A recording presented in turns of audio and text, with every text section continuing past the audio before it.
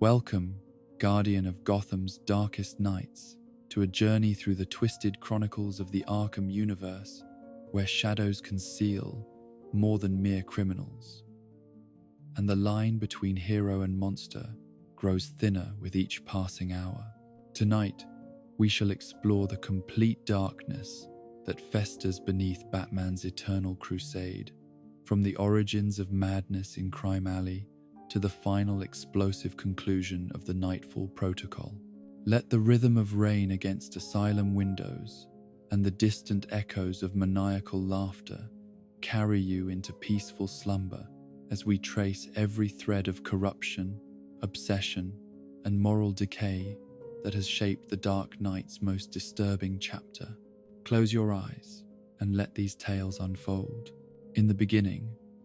before the symbol of the bat cast its shadow across Gotham's corrupted skyline, there existed a moment of perfect innocence that would serve as the foundation for decades of carefully orchestrated darkness. The night that transformed young Bruce Wayne from privileged child into something far more dangerous began with the simple pleasure of a family evening at the theater, watching the performance that would become both the last memory of his childhood and the first seed of his future methods of psychological warfare. Thomas and Martha Wayne represented everything that Gotham's elite aspired to become, yet their very goodness made them targets in a city where virtue was viewed as weakness and compassion as exploitable vulnerability. As they walked through the narrow confines of Crime Alley, their footsteps echoing against brick walls that had witnessed countless acts of violence, they embodied the tragic naivety of those who believe that wealth and good intentions can protect them from the fundamental darkness that lurks in human nature. The man who would destroy this innocence forever was Joe Chill, a petty criminal whose desperation had been shaped by the same economic inequalities that the Wayne family's philanthropy sought to address. Yet, in that crucial moment when desperation met opportunity, when need encountered abundance in the shadows of an unforgiving city, the philosophical complexities of social justice collapsed into the brutal simplicity of a gun barrel pressed against a philanthropist's chest. The murders themselves were unremarkable in their execution, distinguished only by the presence of a child witness who would transform this common street crime into something approaching cosmic significance. Thomas Wayne's final act of protection, his instinctive movement to shield his family from harm, became the template for everything his son would later become. The father's failed heroism planted the seed of the son's successful transformation into something beyond mere human limitation,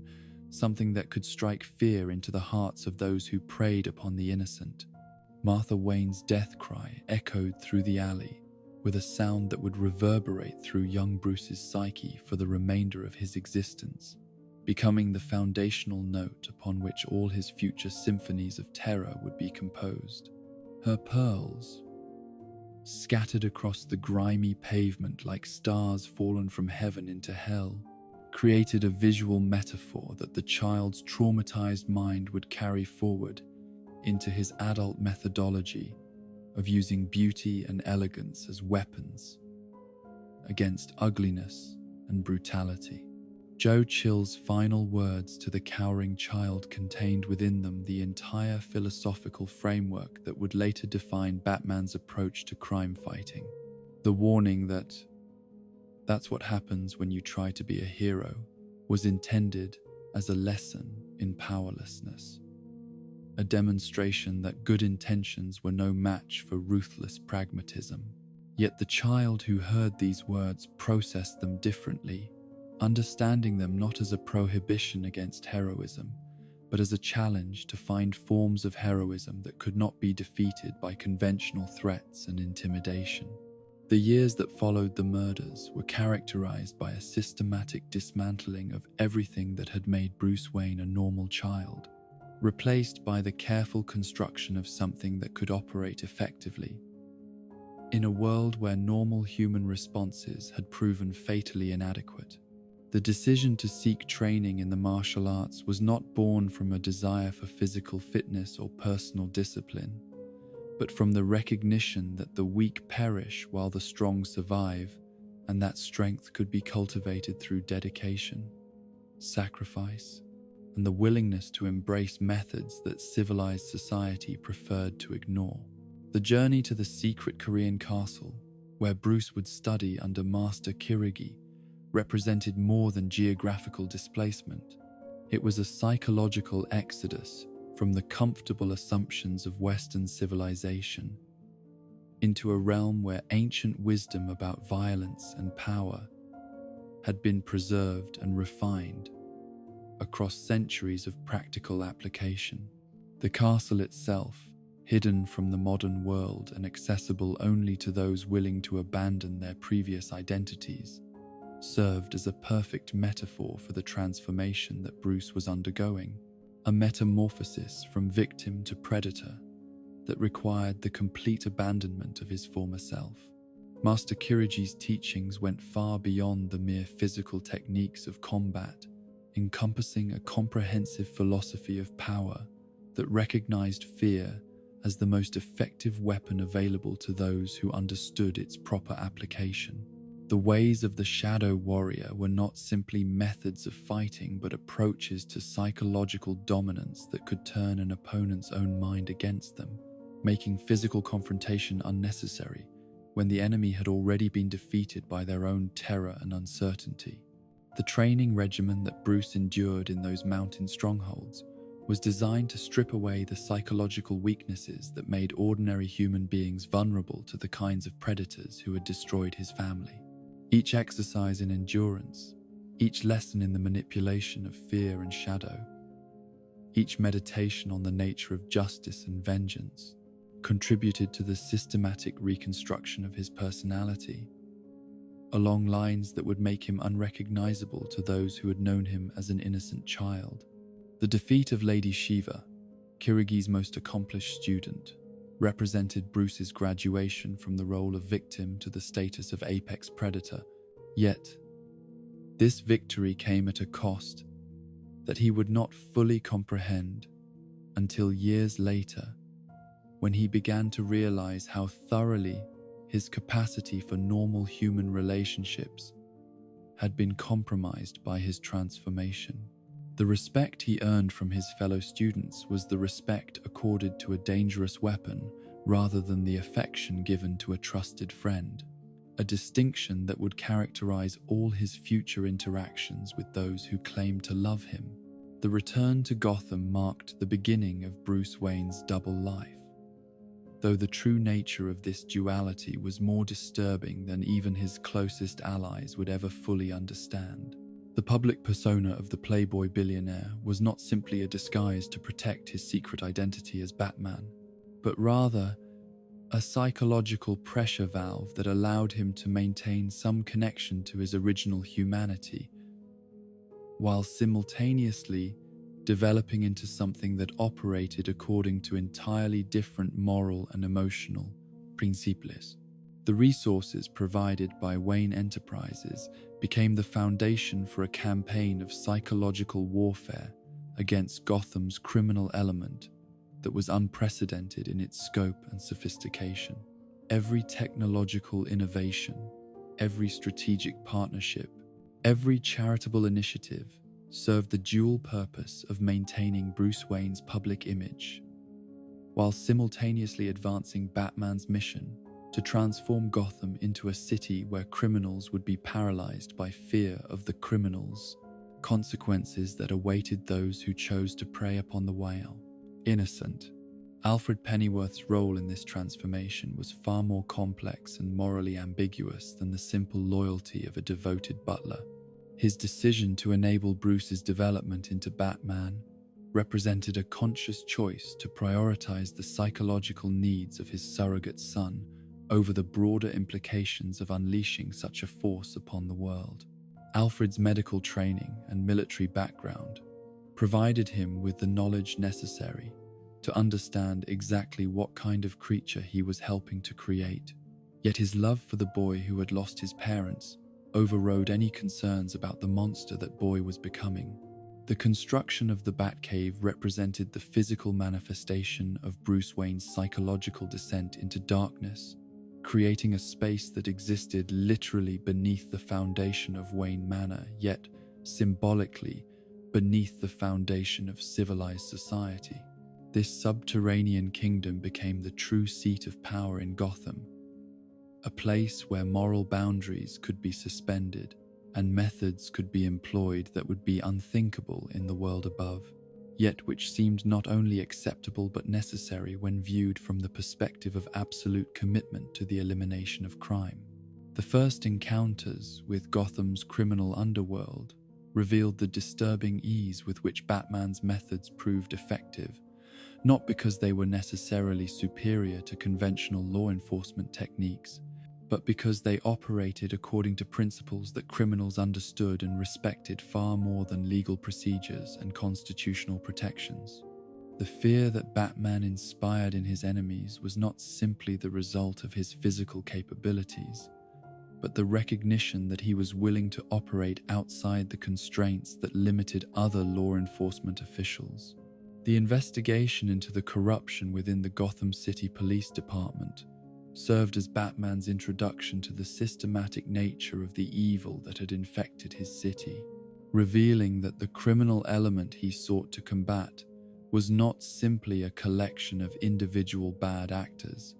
but rather a comprehensive network that had infiltrated and corrupted the very institutions that were supposed to protect the innocent. This discovery would prove crucial in shaping his understanding of the scope of the problem he faced and the extreme measures that would be necessary to address it. The early mistakes that Batman made during his initial investigations were not simply the result of inexperience, but rather the consequence of attempting to apply normal human logic and ethics to situations that required approaches beyond conventional moral boundaries. Each failure taught him valuable lessons about the necessity of embracing methods that his previous identity as Bruce Wayne would have found abhorrent, yet which his new identity as Batman recognized as essential tools in the war against crime. The relationship between Batman and Commissioner Gordon began as a cautious alliance between two men who recognized their shared commitment to justice, yet it would eventually evolve into something far more complex and morally troubling, as Gordon was forced to compromise his own principles in order to maintain his partnership with a vigilante whose methods grew increasingly extreme with each passing year. The foundation of their cooperation was built upon mutual recognition that conventional approaches to law enforcement had failed, yet neither man fully anticipated the psychological cost that would be extracted from both of them as they continued down this path. The philosophical implications of Batman's approach to crime fighting became apparent even in these early encounters, as his willingness to use fear and intimidation as primary weapons raised fundamental questions about the nature of justice and the methods that could be legitimately employed in its service. The line between heroism and vigilantism, between protection and terrorism, between justice and vengeance, began to blur from the very beginning of his career, creating moral ambiguities that would only deepen as his methods became more refined and his enemies more sophisticated.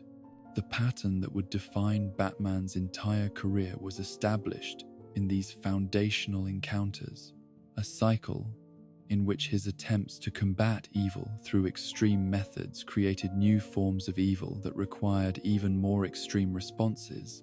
leading to an escalating spiral of violence and psychological warfare that would eventually consume not only his enemies but also his allies and ultimately himself.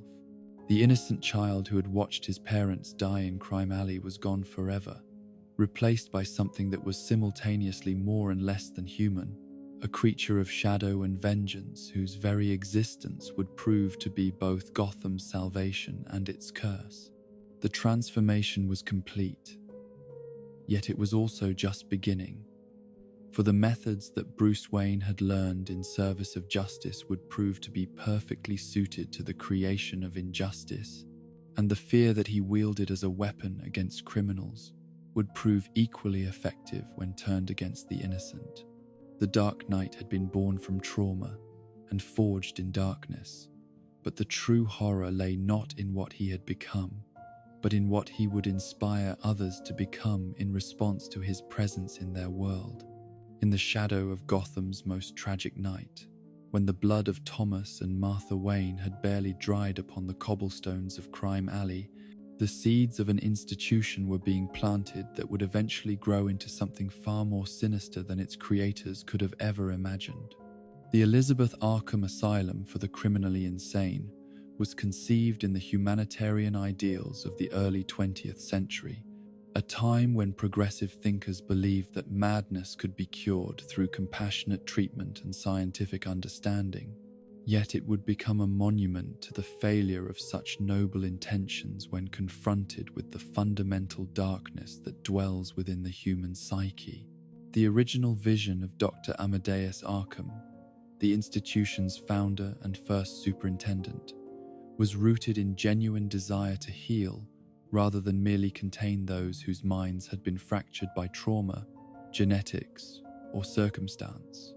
His revolutionary approach to treating mental illness emphasized rehabilitation over punishment, understanding over condemnation, therapy over imprisonment. Yet the very compassion that motivated his work contained within it the seeds of corruption, for his methods required a level of trust and vulnerability that would prove fatally attractive to those whose madness manifested as manipulation and psychological predation. The asylum's architecture itself reflected Arkham's philosophical commitment to creating an environment that would foster healing rather than despair, with spacious common areas designed to encourage social interaction, individual rooms rather than cells to preserve patients' dignity, and extensive grounds where those under treatment could experience the restorative power of nature. The Gothic revival style of the buildings was intended to evoke the grandeur of medieval monasteries, places where the troubled soul could find sanctuary and peace. Yet the very aesthetic choices that were meant to inspire hope would eventually become symbols of dread as the institution's true nature revealed itself. The early years of the asylum's operation were marked by genuine success stories. Patients whose conditions improved under Arkham's innovative treatments, families reunited with loved ones who had been restored to sanity through the careful application of emerging psychiatric techniques. These victories created a reputation that attracted the finest medical minds of the era, doctors and researchers who believed they were participating in a noble endeavor that would advance human understanding of the mind's most mysterious ailments. Yet success bred hubris, and hubris opened the door to experimentation that gradually eroded the ethical boundaries that should have protected the vulnerable from those who claimed to help them. The transformation of the asylum from sanctuary to hell began subtly, with small compromises that seemed reasonable at the time, yet established precedents for larger violations of human dignity and medical ethics. The decision to accept patients whose conditions were beyond the staff's ability to treat was justified as an act of mercy, providing care for those whom other institutions had abandoned. Yet it created a population of permanent residents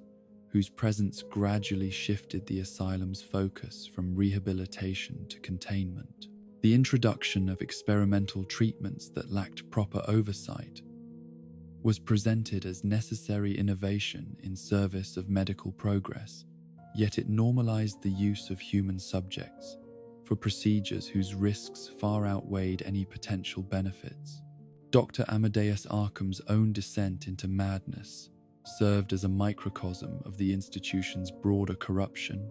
as his obsession with understanding the criminal mind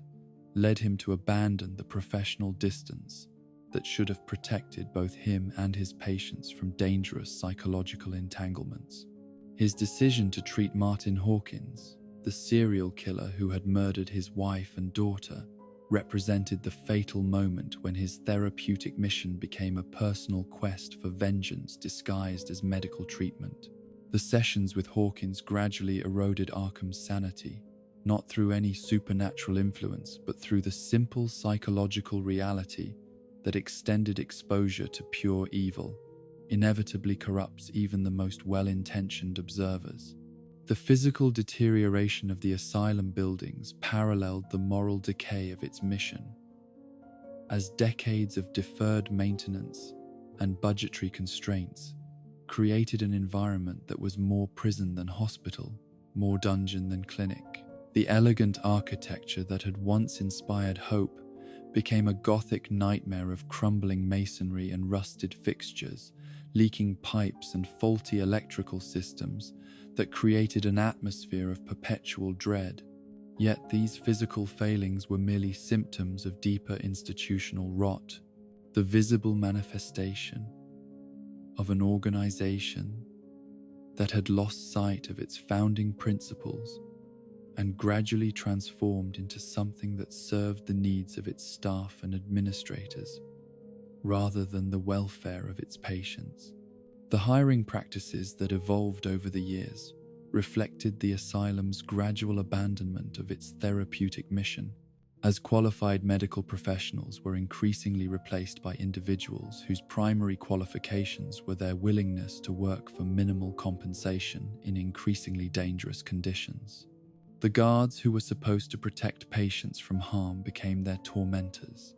using their positions of authority to satisfy sadistic impulses that would have been checked in more carefully supervised environments. The orderlies who should have provided basic care became dealers in contraband and facilitators of violence, creating underground economies that thrived on the suffering and desperation of those they were meant to serve.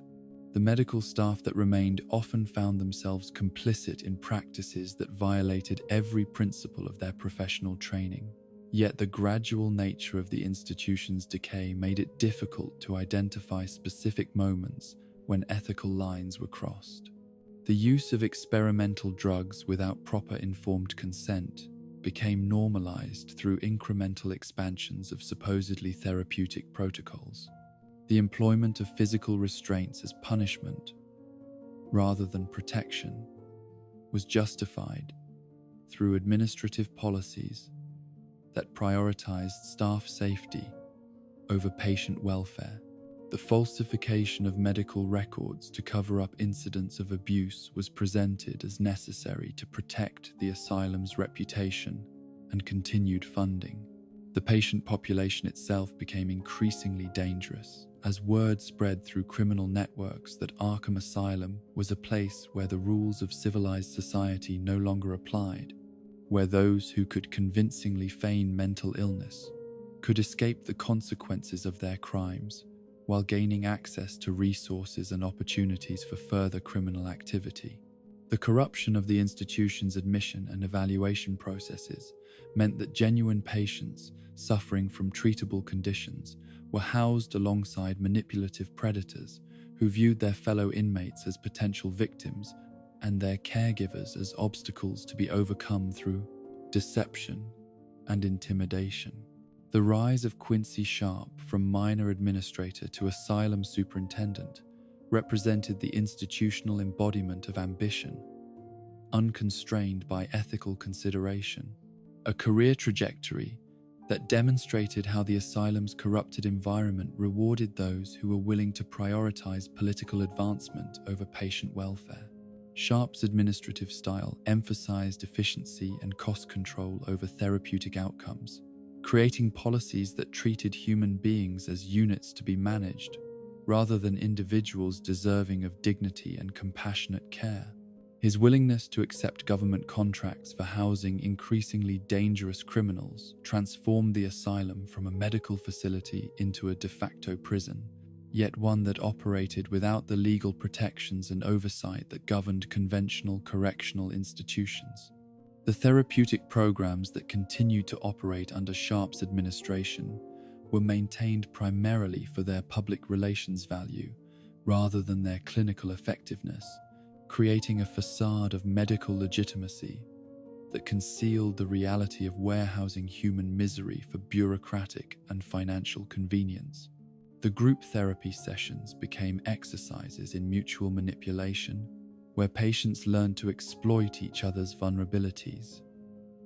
while staff members collected data that was used more for administrative purposes than therapeutic intervention. The individual counseling programs devolved into interrogation sessions designed to gather intelligence that could be used to maintain order rather than promote healing.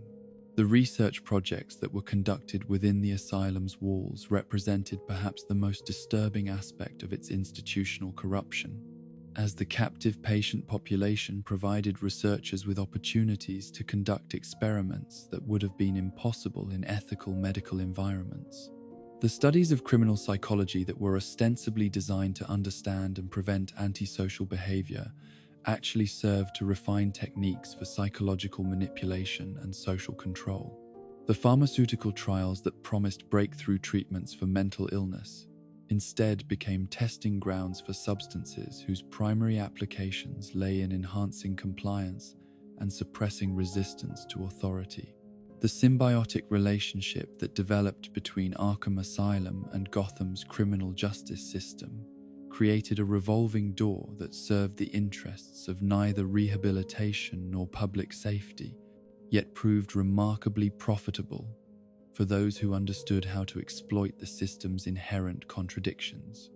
Criminals who were genuinely dangerous could secure indefinite confinement in conditions that were often preferable to prison through claims of mental illness that were rarely subjected to rigorous examination. Law enforcement officials could remove troublesome individuals from the streets without the burden of building solid criminal cases that might not survive judicial scrutiny. Politicians could demonstrate their commitment to both public safety and humane treatment of the mentally ill without actually investing in effective programs for either purpose. The staff culture that evolved within this corrupted environment normalized behaviors and attitudes that would have been unthinkable in legitimate medical settings, creating an institutional identity that was more akin to a criminal organization than a healthcare facility. New employees who arrived with genuine therapeutic intentions were either driven away by the hostile work environment or gradually corrupted through exposure to practices that eroded their professional and moral standards. The senior staff members who remained developed sophisticated mechanisms for avoiding accountability, creating documentation systems that obscured rather than recorded the reality of patient care and treatment outcomes. The physical plant itself became a labyrinth of hidden spaces and forgotten corridors that facilitated activities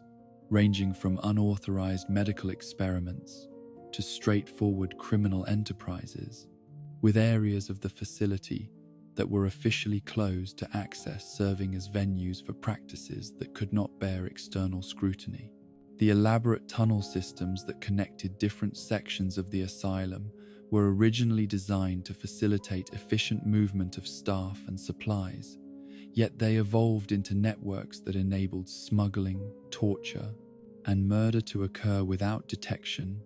by whatever minimal oversight authorities still maintained any interest in the institution's operations. The tragic irony of Arkham Asylum's evolution lay in the recognition that many of its most dangerous inmates had been created, or at least significantly worsened by their exposure to the institution's corrupted therapeutic environment, demonstrating that the asylum had become not a solution to Gotham's mental health crisis, but rather one of its primary contributing factors. Patients who arrived with relatively minor psychological disorders often left with severe trauma responses, criminal skills, and connections to underworld networks that transformed them from troubled individuals needing help into active threats to public safety.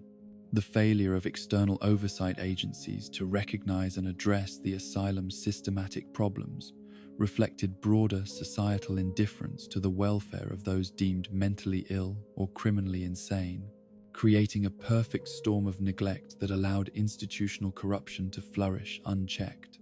The bureaucratic complexity, the that surrounded mental health law provided cover for administrative decisions,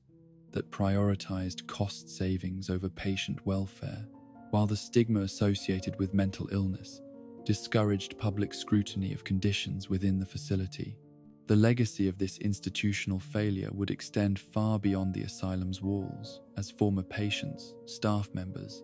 and administrators carried the lessons they had learned within its corrupted environment into the broader community, spreading techniques of manipulation, systems of exploitation, and philosophies of power that would influence Gotham's development for generations to come. The asylum that had been designed to heal society's wounds had instead become a factory for producing new forms of social pathology, demonstrating the terrible consequences that could result when noble intentions were corrupted by human weakness and institutional decay. In the annals of criminal psychology, few transformations have been as complete or as philosophically devastating as the metamorphosis of the man who fell into the chemical vat at Ace Chemicals and emerged as something that would challenge the very foundations of order, meaning, and moral certainty. The entity that would become known as the Joker represents more than a simple criminal adversary, more than a mentally ill individual requiring treatment, more even than the ultimate expression of chaos opposing Batman's rigid structure. He is the living embodiment of a cosmic joke played upon the universe itself, a walking contradiction that proves the futility of human attempts to impose meaning upon an existence that operates according to no comprehensible logic. The Red Hood who entered that fateful chemical facility was driven by desperation born of economic necessity, a man whose criminal activities were motivated by recognizable human needs and whose actions, however misguided, fell within the spectrum of behaviors that society could understand and potentially address through conventional means. His transformation into the Joker represented not merely a change in appearance or methodology, but a fundamental alteration in the very nature of his relationship to reality itself, as the chemicals that bleached his skin and dyed his hair also dissolved the psychological boundaries that separate the rational from the absurd. The physical changes that marked his emergence from the chemical bath were merely the visible manifestations of a deeper transformation that had occurred at the level of consciousness itself, as the trauma of his experience shattered his ability to process the world through normal cognitive frameworks and replaced them with a form of hyper-awareness that perceived the inherent absurdity underlying all human endeavors. The ghastly smile that became his trademark was not simply the result of nerve damage or muscular paralysis, but the external expression of an internal revelation about the meaninglessness of existence that most minds would find unbearable. The philosophy that emerged from this transformation challenged every assumption upon which civilized society was built, proposing that sanity itself was merely a collective delusion that humanity had constructed to avoid confronting the horrifying reality that life was nothing more than an elaborate practical joke with no punchline and no purpose. The Joker's crimes were not motivated by the usual human desires for wealth, power, or revenge, but by a compulsive need to demonstrate to others the fundamental absurdity of their own existence, to force them to confront the same revelations that had driven him beyond the boundaries of conventional sanity. His methods of operation revealed a sophisticated understanding of human psychology that had been liberated from the constraints of empathy, morality, and social conditioning, allowing him to manipulate his victims' deepest fears and most cherished beliefs with a precision that would have been impossible for someone who still maintained normal emotional connections to their fellow human beings. The elaborate schemes he devised were simultaneously random and purposeful, chaotic and calculated, meaningless and profoundly significant, embodying contradictions that reflected his unique perspective on the nature of existence itself. The relationship between the Joker and Batman represented the ultimate philosophical dialectic, a cosmic argument conducted through violence and psychological warfare between two incompatible visions of what life meant and how it should be lived. Where Batman sought to impose order through the application of superior will and systematic methodology, the Joker sought to reveal the futility of such efforts by demonstrating that chaos was the only honest response to an inherently chaotic universe. Their eternal conflict became a form of theological debate carried out through criminal acts and vigilante responses, with the fate of Gotham's soul serving as the stakes in their metaphysical wager. The corruption of Dr. Harleen Quinzel into Harley Quinn served as perhaps the most disturbing demonstration of the Joker's ability to transform others through the sheer force of his philosophical revelations, showing how even trained mental health professionals could be corrupted when exposed to ideas that challenged their fundamental assumptions about the nature of sanity and madness. Her transformation was not the result of mere romantic attraction or Stockholm syndrome, but a genuine intellectual conversion to the Joker's worldview, a recognition that his apparent madness contained insights into the human condition that her psychiatric training had never prepared her to understand. The process by which Dr. Quinzel became Harley Quinn revealed the seductive power of the Joker's philosophy, offering liberation from the burden of moral responsibility and social expectations in exchange for acceptance of a reality where nothing mattered and therefore everything was permitted. Her academic credentials and professional training made her corruption particularly significant, demonstrating that intelligence and education provided no protection against ideas that were sufficiently radical in their implications and persuasive in their presentation. The therapeutic sessions that facilitated her transformation became exercises in reverse psychology, where the supposed patient gradually assumed control over the treatment process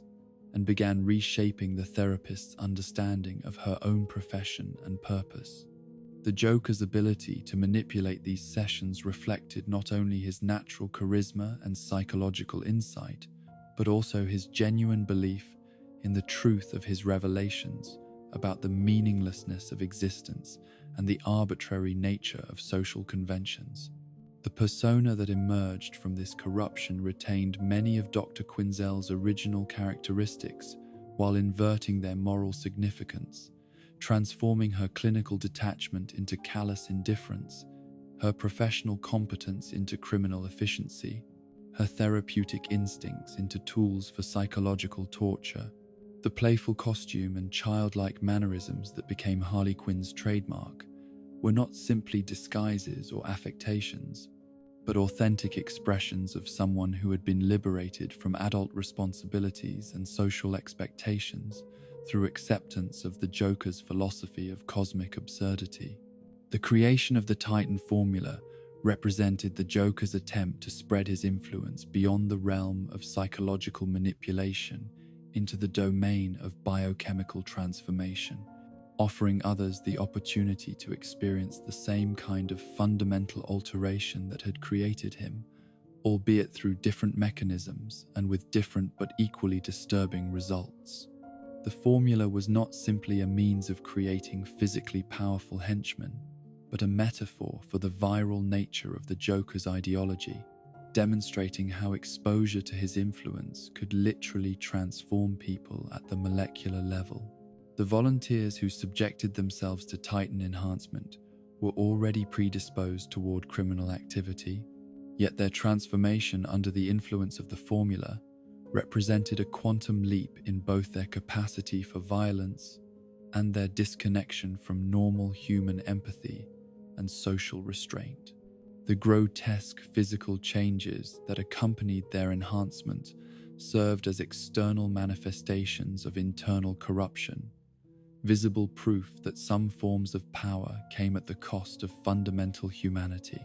The ultimate horror of the Titan formula lay not in its immediate effects, but in its long-term consequences. For those who survived the initial transformation,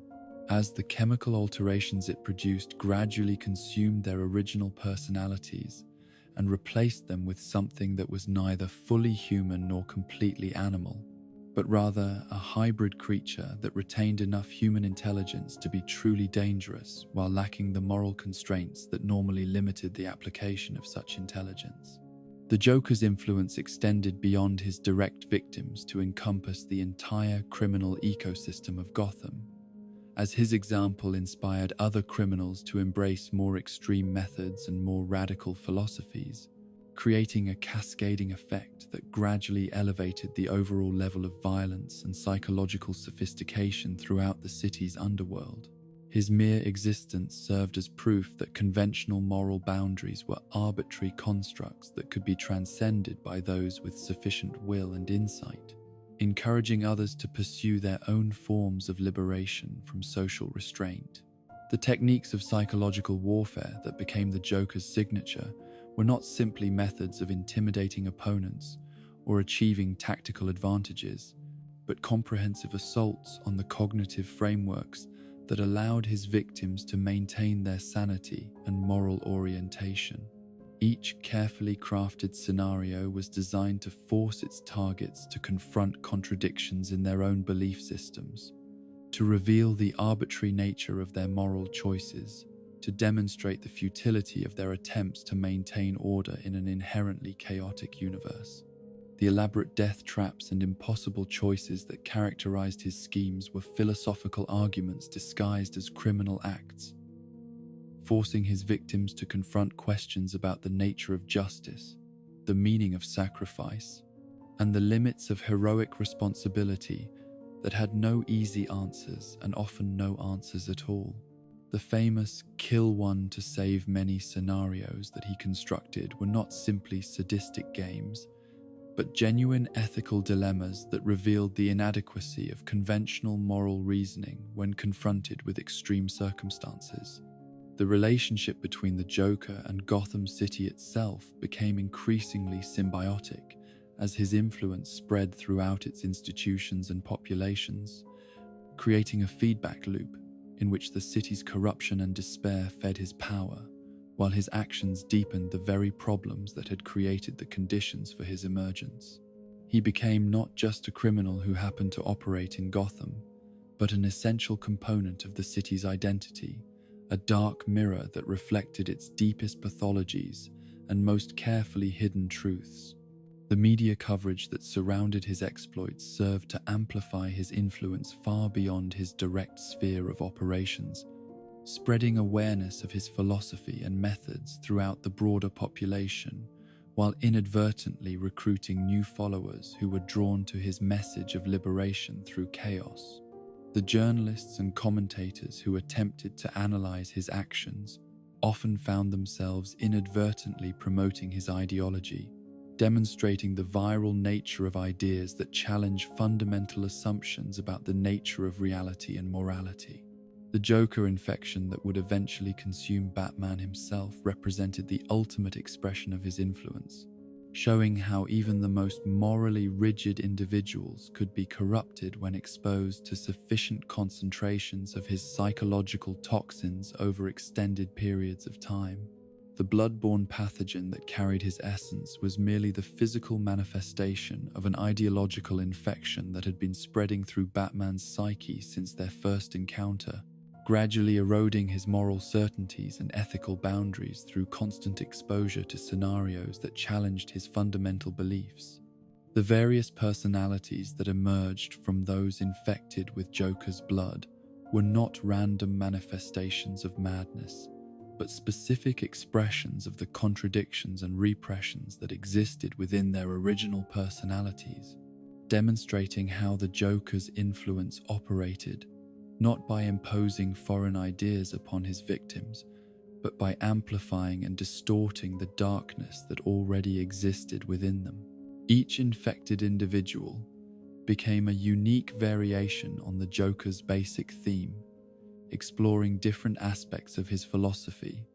while maintaining their own particular characteristics and obsessions. The psychological profile that emerged from extensive analysis of the Joker's behavior revealed not a mind that had broken under pressure, but one that had achieved a form of terrible clarity about the nature of existence that most human beings were constitutionally incapable of accepting.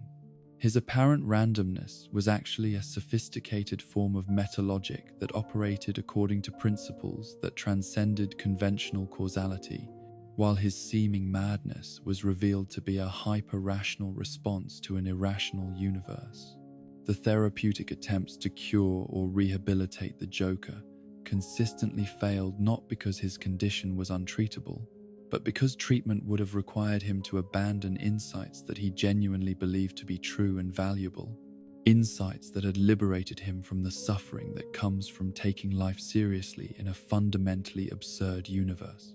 The psychiatrists who attempted to help him often found themselves more disturbed by their sessions than he was, as his willingness to discuss the implications of his philosophy forced them to confront questions about their own beliefs and assumptions that they preferred to leave unexamined. The legacy of the Joker's influence extended far beyond his physical presence or direct criminal activities to encompass fundamental changes in how Gotham's population understood concepts like justice, morality, and social responsibility, creating a cultural environment in which his philosophy could take root and flourish even in his absence. The jokes that he told were not simply attempts at humor, but comprehensive critiques of human pretension and social convention that revealed uncomfortable truths about the arbitrary nature of moral boundaries and cultural expectations. The final victory that the Joker achieved was not through any particular criminal scheme or act of violence, but through his successful demonstration that Batman's moral certainties were as arbitrary and ultimately meaningless as any other human attempt to impose order upon chaos, proving that even the most dedicated guardian of justice could be corrupted when exposed to sufficient doses of truth about the absurd nature of existence itself. His death, when it finally came, represented not defeat, but culmination. The final punchline, in a joke that had consumed decades in the telling and left Gotham forever changed by its implications. In the pursuit of knowledge, humanity has always walked a precarious line between enlightenment and corruption, between the noble desire to heal and the terrible temptation to control, between scientific advancement and the abandonment of the moral principles that should guide such progress. Within the dark chronicles of Gotham's descent into madness, few figures embody this dangerous transformation more completely than those brilliant minds who began their careers as healers and ended them as architects of suffering, demonstrating how easily the tools of medicine and psychology can be perverted into instruments of domination and despair. The story of Hugo Strange represents perhaps the most comprehensive example of how intellectual brilliance can become a weapon against the very humanity it was meant to serve, beginning with genuine therapeutic ambitions and evolving through stages of moral compromise into something that challenged the fundamental assumptions about the relationship between doctor and patient, between helper and victim, between scientific progress and human dignity. His early career was marked by legitimate achievements in the field of psychiatric treatment, innovative approaches to understanding and addressing mental illness that earned him recognition from his peers and gratitude from patients whose conditions improved under his care. The transformation from healer to manipulator began with subtle shifts in motivation and methodology that were barely perceptible at first, yet which established patterns of thinking and behavior that would eventually consume his original humanitarian impulses entirely. The fascination with understanding the criminal mind that initially served therapeutic purposes gradually became an obsession with controlling and directing criminal behavior, as Strange began to view his patients not as human beings deserving of compassion and treatment, but as subjects for experimentation and sources of data for research projects whose ultimate goals had little to do with healing. The techniques of psychological manipulation that Strange developed in his legitimate practice provided him with sophisticated tools for influencing and controlling others that far exceeded the crude methods employed by conventional criminals, allowing him to achieve his objectives through subtle alterations of his subjects' thought processes, rather than through overt coercion or violence. His understanding of human psychology enabled him to identify and exploit the specific vulnerabilities that existed within each individual's personality structure, creating customized approaches to manipulation that were far more effective than generic intimidation or bribery. The institutional authority that his medical credentials provided gave Strange access to vulnerable populations and protected environments that would have been unavailable to ordinary criminals, creating opportunities for exploitation and abuse that could be conducted under the cover of legitimate medical practice. The trust that society placed in mental health professionals created a protective barrier around his activities that made detection and prosecution extremely difficult, while the complexity of psychiatric treatment made it nearly impossible for outside observers to distinguish between innovative therapy and systematic abuse. The research projects that Strange conducted under the guise of advancing scientific understanding were actually elaborate exercises in developing more efficient methods of psychological control and behavioral modification, using captive patient populations as unwilling test subjects for experiments that would have been condemned as torture if conducted by anyone lacking medical credentials and institutional affiliation.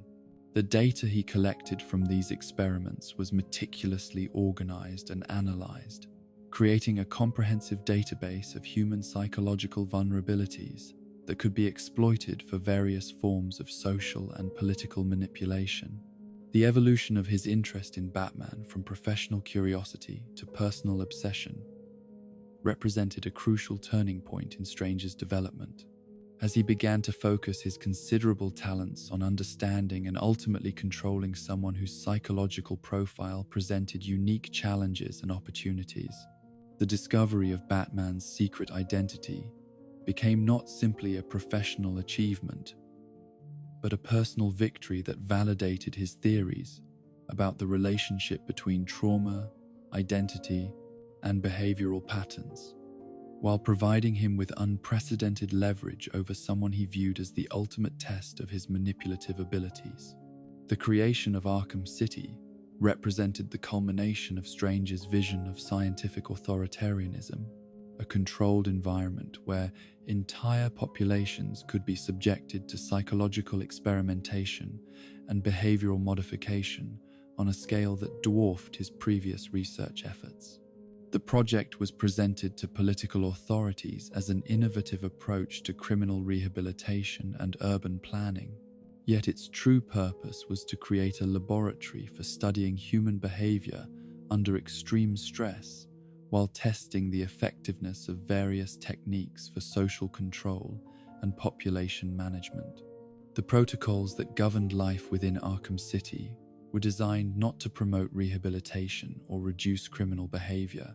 but to create specific types of conflict and cooperation that would generate useful data about group dynamics, leadership patterns, and the factors that influenced individual decision-making under pressure. The apparent chaos that characterized the city's social structure was actually carefully orchestrated theater, with Strange pulling strings from behind the scenes to ensure that events unfolded according to his experimental requirements rather than natural social processes.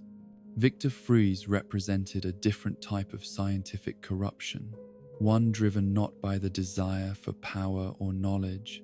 but by the devastating combination of personal loss and unlimited resources for pursuing increasingly desperate remedies. His transformation from legitimate researcher into criminal mastermind began with the noblest of motivations: the desire to save his beloved wife from a degenerative disease that conventional medicine could not cure. Yet this admirable goal gradually consumed his moral boundaries and ethical restraints, as he became willing to sacrifice anything and anyone in pursuit of his objective. The cryogenic research that Freeze conducted was genuinely innovative and potentially beneficial to humanity, offering hope for treating conditions that had previously been considered terminal, while advancing scientific understanding of cellular preservation and regeneration. Yet the personal stakes that motivated his work created pressures that gradually eroded his commitment to proper research protocols and ethical standards, as the urgency of his wife's condition made him impatient with the deliberate pace of legitimate scientific inquiry and the safety measures that protected research subjects from potential harm. The accident that transformed Freeze into Mr. Freeze was not simply a laboratory mishap, but the inevitable result of increasingly reckless experimentation conducted without adequate safety precautions or institutional oversight, demonstrating how personal desperation could corrupt even the most brilliant scientific minds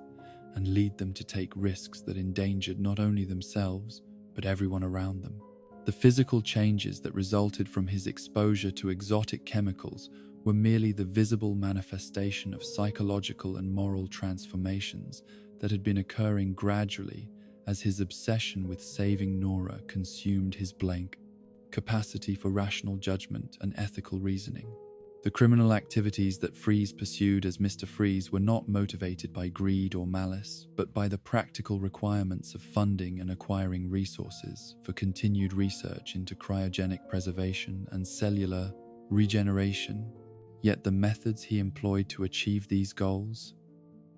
demonstrated how easily noble objectives could be used to justify increasingly extreme and harmful actions. His willingness to threaten innocent lives and destroy public property in service of his research goals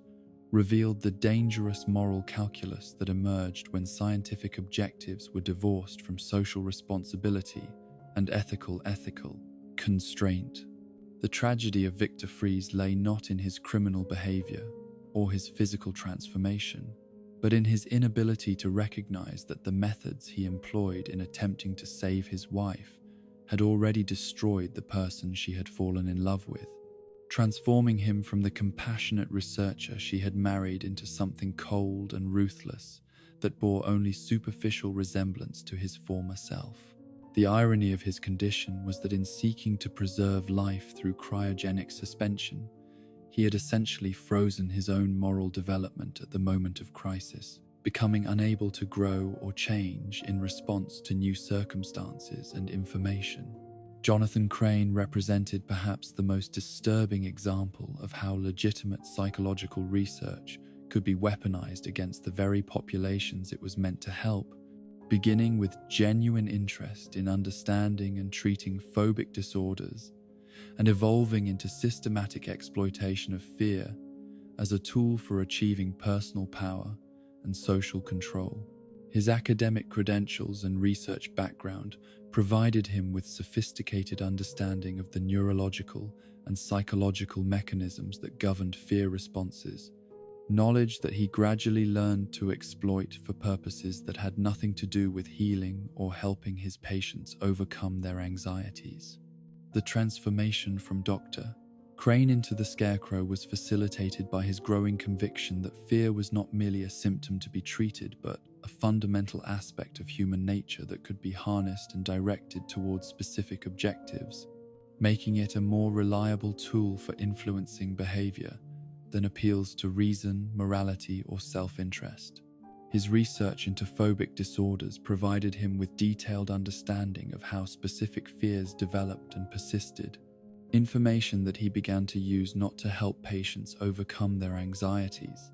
but to create more effective methods of inducing and intensifying fearful responses in targeted individuals. The chemical compounds that Crane developed for his fear toxin represented the culmination of years of legitimate pharmaceutical research that had been gradually redirected toward increasingly sinister purposes, demonstrating how easily the tools of healing could be transformed into weapons of psychological warfare.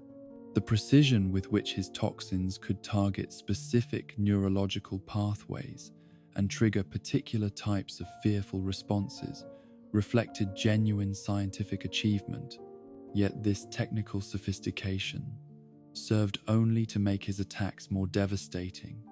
and his victims' suffering more intense and prolonged. The philosophical justifications that Crane developed for his criminal activities revealed a sophisticated understanding of how fear operated as a social force, maintaining order and hierarchy through the threat of consequences rather than through positive incentives or rational persuasion. His belief that fear was the most honest emotion, the one that revealed people's true priorities and motivations, when stripped of social pretenses and cultural conditioning, provided him with a framework for viewing his criminal activities as scientific experiments that uncovered important truths about human nature and social organization. The institutional corruption that enabled these transformations from healer to harmer was systemic and pervasive, involving not only individual moral failures, but comprehensive breakdowns in the oversight mechanisms that were supposed to prevent the abuse of scientific authority and protect vulnerable populations from exploitation. The peer review processes that should have detected and prevented unethical research were compromised by professional relationships and institutional politics that prioritized reputation and funding over patient welfare and scientific integrity. The regulatory agencies that were responsible for monitoring medical practice and research activities were undermanned and underfunded,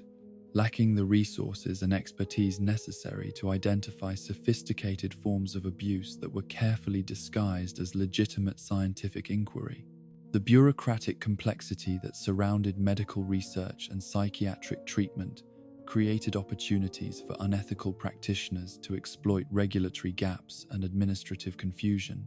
conducting harmful experiments and treatments that technically violated no specific rules while clearly violating the spirit of medical ethics and professional responsibility. The financial incentives that drove medical research created pressures that encouraged researchers to prioritize results that would attract funding and professional recognition over investigations that might reveal uncomfortable truths about the limitations of current knowledge or the potential dangers of proposed treatments. The competition for research grants and institutional support made it difficult for ethical researchers to compete with those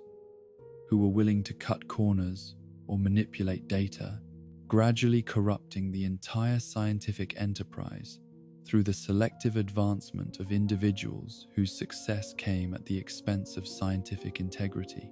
The educational systems that trained medical and psychological professionals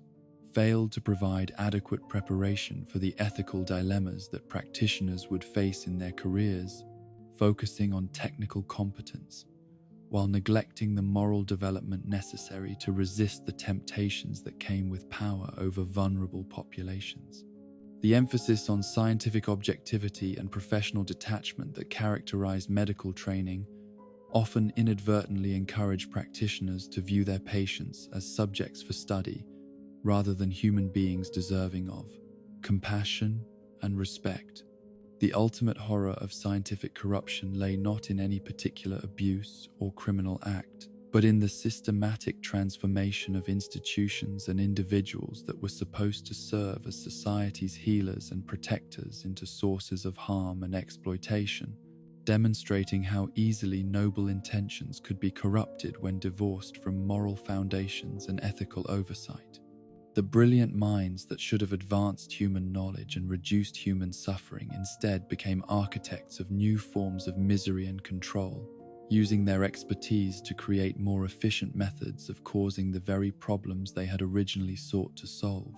The legacy of these corrupted scientists extended far beyond their individual crimes to encompass fundamental changes in public trust in medical and scientific authority,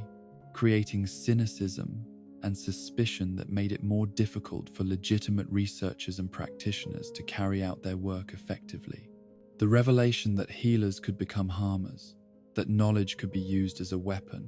that institutional authority could be exploited for personal gain, contributed to a broader erosion of social cohesion and collective faith in the possibility of genuine progress and improvement in the human condition. In the shadowed landscape of Batman's war against crime, perhaps no tragedy cuts deeper than the systematic corruption and destruction of those who began their journey as allies, protectors, and symbols of hope, only to find themselves transformed into the very darkness they had once sought to combat. The metamorphosis of the innocent into instruments of vengeance represents one of the most disturbing aspects of the Arkham Chronicles, revealing how proximity to Batman's methods and philosophy could poison even the purest intentions and strongest moral foundations. The story of Jason Todd's transformation from Robin into the Arkham Knight serves as the most comprehensive and horrifying example of how Batman's crusade consumed not only his enemies, but also those he claimed to protect and mentor. The boy who had been rescued from a life of petty crime and given the opportunity to fight alongside Gotham's greatest protector carried within himself the seeds of his own corruption, vulnerabilities that would eventually be exploited by enemies, who understood that the most effective way to destroy Batman was not through direct confrontation, but through the systematic dismantling of everything he held dear. Jason's recruitment into Batman's war was itself problematic, representing the transformation of a troubled youth into a child soldier who was expected to risk his life in service of an adult's psychological needs and moral mission. The training that he received was designed to make him an effective weapon against crime. Yet it also isolated him from normal social development and healthy relationships, creating dependencies and psychological patterns that made him particularly vulnerable to the kind of sophisticated manipulation that would eventually claim him. The capture that would define the remainder of Jason's existence was not a random act of criminal violence, but a carefully orchestrated psychological operation designed by the Joker to demonstrate the futility of Batman's attempts to create order through the application of superior force and moral certainty. The months of torture that followed were not simply physical abuse, but comprehensive deconstruction of Jason's identity, belief system, and emotional attachments, systematically destroying everything that had made him Robin, while replacing those qualities with hatred, despair, and an overwhelming desire for revenge against the mentor who had failed to save him.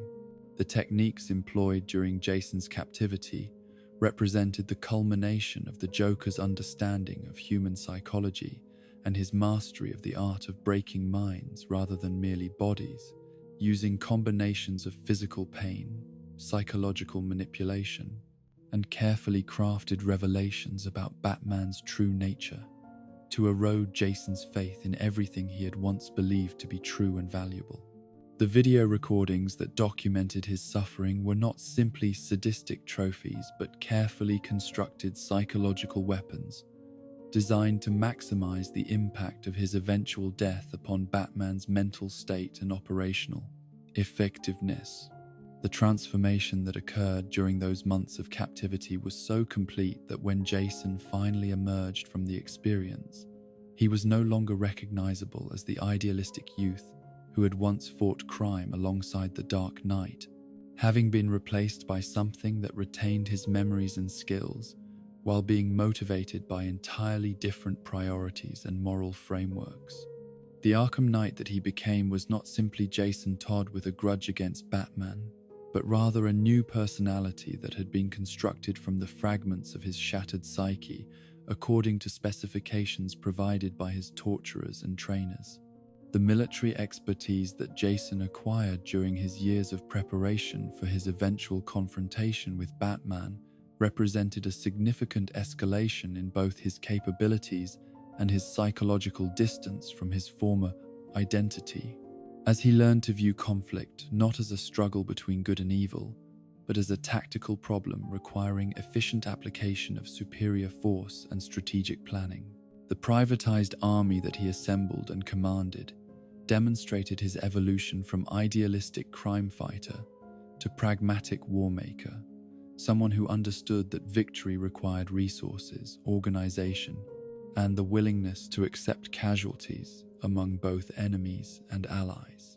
The armor and equipment that defined the Arkham Knight persona served not only practical defensive and offensive purposes, but also psychological functions, creating a barrier between Jason's damaged psyche and the world around him, while simultaneously serving as a constant reminder of his transformation from protector to destroyer.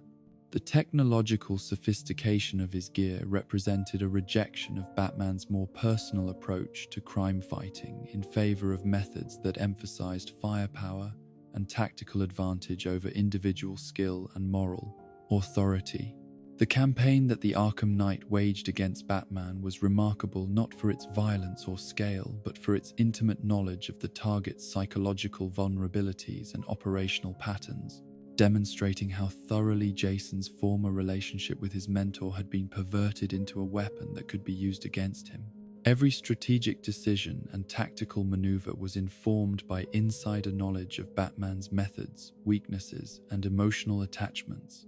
making the Arkham Knight perhaps the most dangerous enemy that the Dark Knight had ever faced, precisely because he had once been the person Batman had trusted most completely. Barbara Gordon's journey from idealistic crime fighter to Oracle of Information represents a different but equally tragic example of how Batman's influence could corrupt and transform those who sought to emulate his example, beginning with genuine desire to protect the innocent and serve justice, but evolving through trauma and disillusionment into something far more complex and morally ambiguous. Her initial adoption of the Batgirl identity was motivated by the same heroic impulses that had driven Batman himself, yet her experience of that role gradually revealed the psychological costs and moral compromises that were inherent in vigilante justice. The attack that left Barbara paralyzed was not simply a random act of violence, but a targeted assault designed by the Joker to demonstrate the vulnerability of everyone associated with Batman's mission, showing how easily the crusade for justice could be turned against the Crusader's loved ones and allies. The physical injury that ended her career as Batgirl was devastating in its immediate impact, yet the psychological trauma that accompanied it was perhaps even more destructive, forcing her to confront the reality that her commitment to fighting crime had made her a target for those who sought to harm Batman through the people he cared about. The transformation into Oracle represented both adaptation to physical limitations and evolution into a more sophisticated but also more morally detached form of crime fighting, as Barbara's role shifted from direct action to information gathering and strategic coordination. The technological systems that she developed and operated provided unprecedented surveillance capabilities that raised serious questions about privacy, due process, and the proper limits of law enforcement authority. Yet these concerns were often overlooked in favor of the tactical advantages that such systems provided in the war against crime. The isolation that characterized Barbara's existence as Oracle was not simply the result of her physical condition, but a reflection of the psychological distance that developed between her and normal human relationships, as she became increasingly absorbed in the abstract world of data analysis and strategic planning. The omniscient perspective that her surveillance network provided created a godlike detachment from the human consequences of the information she gathered and the recommendations she provided, gradually eroding her emotional connection to the people whose lives were affected by her decisions. The corruption of law enforcement personnel throughout Gotham represented a particularly insidious form of contamination, as the very individuals who were supposed to uphold the law and protect citizens found themselves compromised by their association with Batman's extra-legal methods and moral flexibility. The officers who worked with Batman were gradually drawn into complicity with activities that violated their oaths of office and professional ethics, creating a culture of secrecy and rule-bending that eventually undermined the entire criminal justice system. Commissioner Gordon's relationship with Batman exemplified the way in which even the most principled individuals could be corrupted through gradual exposure to vigilante methods and philosophical frameworks that prioritized results over legal procedures and constitutional protections. His initial cooperation with Batman was motivated by genuine desire to protect public safety and serve justice. Yet, each compromise he made in service of that cooperation created precedents for larger violations of legal and ethical boundaries that eventually transformed him from a guardian of the law into an enabler of vigilante justice. The psychological pressure that Gordon experienced as a result of his dual loyalty to legal process and effective crime fighting created internal contradictions that gradually eroded his mental health and professional effectiveness, forcing him to make increasingly difficult choices between competing obligations and moral principles. The knowledge that his cooperation with Batman made him complicit in illegal activities created a constant source of stress and guilt that affected his relationships with colleagues, family members, and the general public he served. The targeting of Gordon's family by Batman's enemies represented the inevitable consequence of his association with vigilante activities, demonstrating how the decision to work outside the legal system inevitably exposed innocent people to dangers they had not chosen to face and were not equipped to handle. The attacks on Barbara and the constant threats against his safety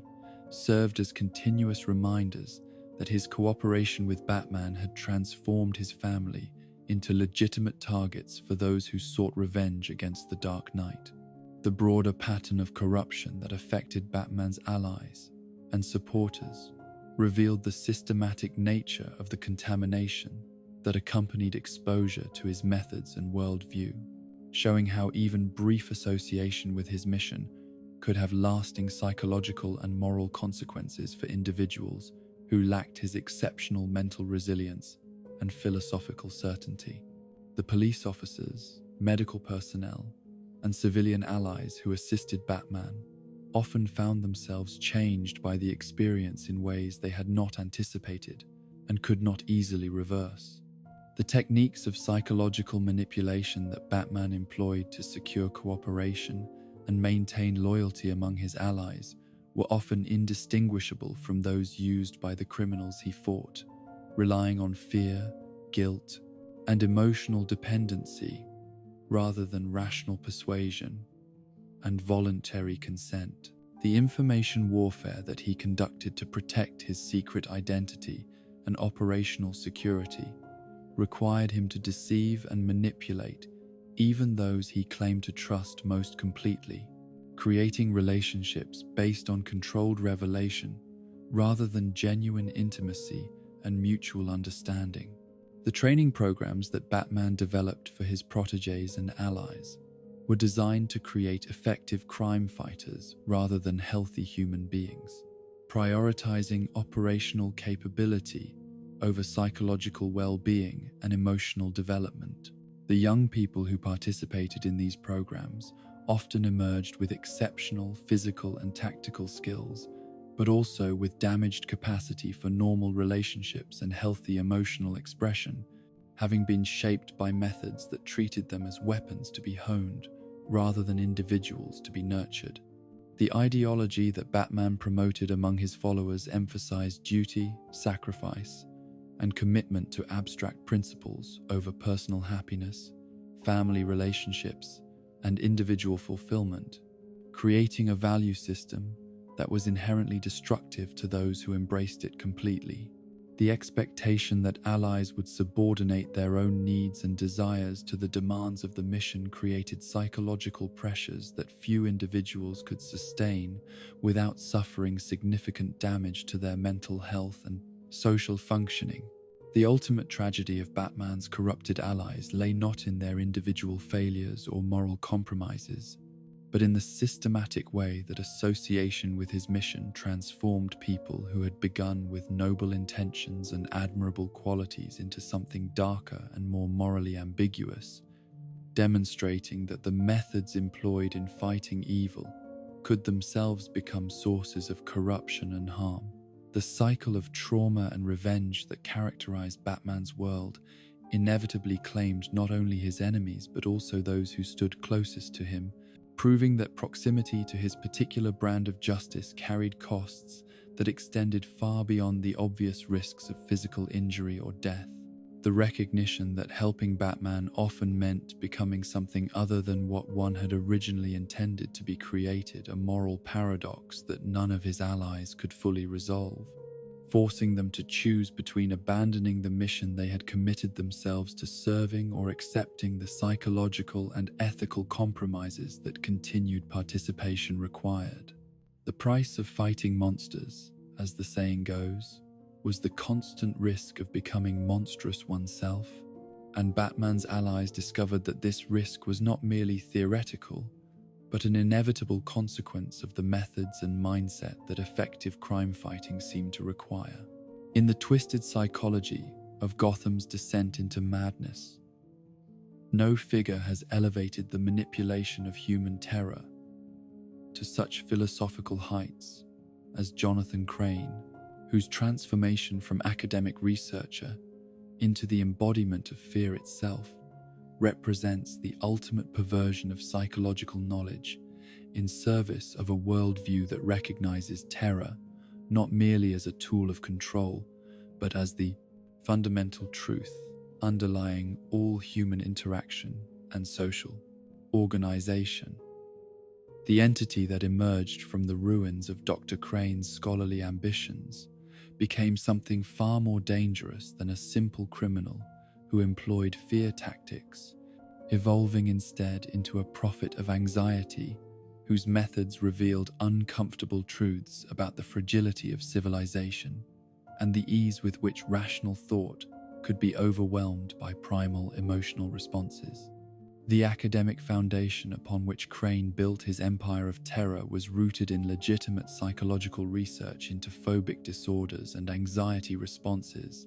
investigations that initially served the noble purpose of understanding and treating conditions that caused genuine suffering for millions of individuals throughout the world. His early work on the neurological mechanisms that governed fear responses was groundbreaking in its scope and sophistication, offering hope for developing more effective treatments for conditions that had previously been considered untreatable or chronic. Yet the very knowledge that made him valuable as a healer also provided him with unprecedented understanding of how fear operated at both individual and collective levels,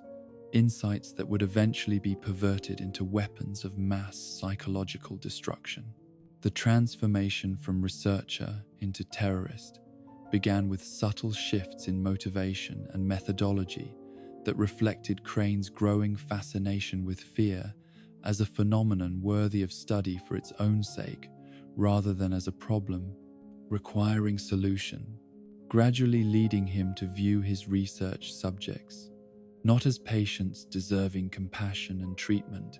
but as experimental material whose suffering could provide valuable data about the limits and possibilities of human psychological patient manipulation. The ethical boundaries that should have protected vulnerable individuals from exploitation began to erode as Crane became convinced that the knowledge to be gained from unrestricted experimentation justified whatever temporary discomfort his subjects might experience during the process. The chemical compounds that would eventually become Scarecrow's signature fear toxin represented the culmination of years of pharmaceutical research that had been gradually redirected from therapeutic to weaponized applications. demonstrating how easily the tools of healing could be transformed into instruments of torture when divorced from moral constraints and ethical oversight. The precision with which these compounds could target specific neurological pathways and trigger particular types of fearful responses reflected genuine scientific achievement, yet this technical sophistication served only to make the resulting psychological attacks more devastating and the victim's suffering more intense and prolonged than would have been possible through cruder methods of intimidation. The philosophical framework that emerged from Crane's research posited fear as the most honest emotion, the fundamental response that revealed people's true priorities and motivations when stripped of social pretenses and cultural conditioning, making it a more reliable guide to human behavior than rational thought or moral principle. This worldview transformed his criminal activities from simple terrorism into comprehensive social experimentation, with each attack serving as a test of his theories about the relationship between fear and social order, between anxiety and individual identity, between terror and collective behavior patterns. The methodology that Scarecrow employed in his psychological warfare campaigns demonstrated sophisticated understanding of how fear operated as a social force, maintaining hierarchies and power structures through the threat of consequences, rather than through positive incentives or rational persuasion. His attacks were carefully designed to exploit specific cultural anxieties and individual vulnerabilities, creating cascading effects that spread panic far beyond the immediate victims to encompass entire communities and social networks. The fear toxin itself was merely the catalyst for psychological reactions that revealed pre-existing tensions and insecurities within targeted populations, amplifying natural human anxieties until they became overwhelming and paralyzing. The urban environment of Gotham provided Scarecrow with an ideal laboratory for testing his theories about fear-based social control, as the city's population had already been conditioned by years of criminal activity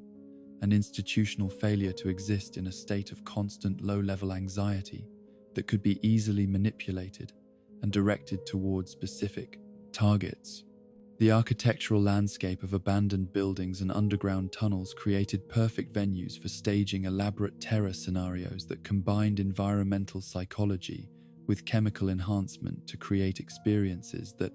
transcended ordinary concepts of fear and entered the realm of existential horror. The relationship between Scarecrow's methods and Batman's own use of fear as a crime-fighting tool revealed disturbing parallels that raised fundamental questions about the moral distinction between heroic intimidation and criminal terrorism, suggesting that the difference lay not in the techniques employed,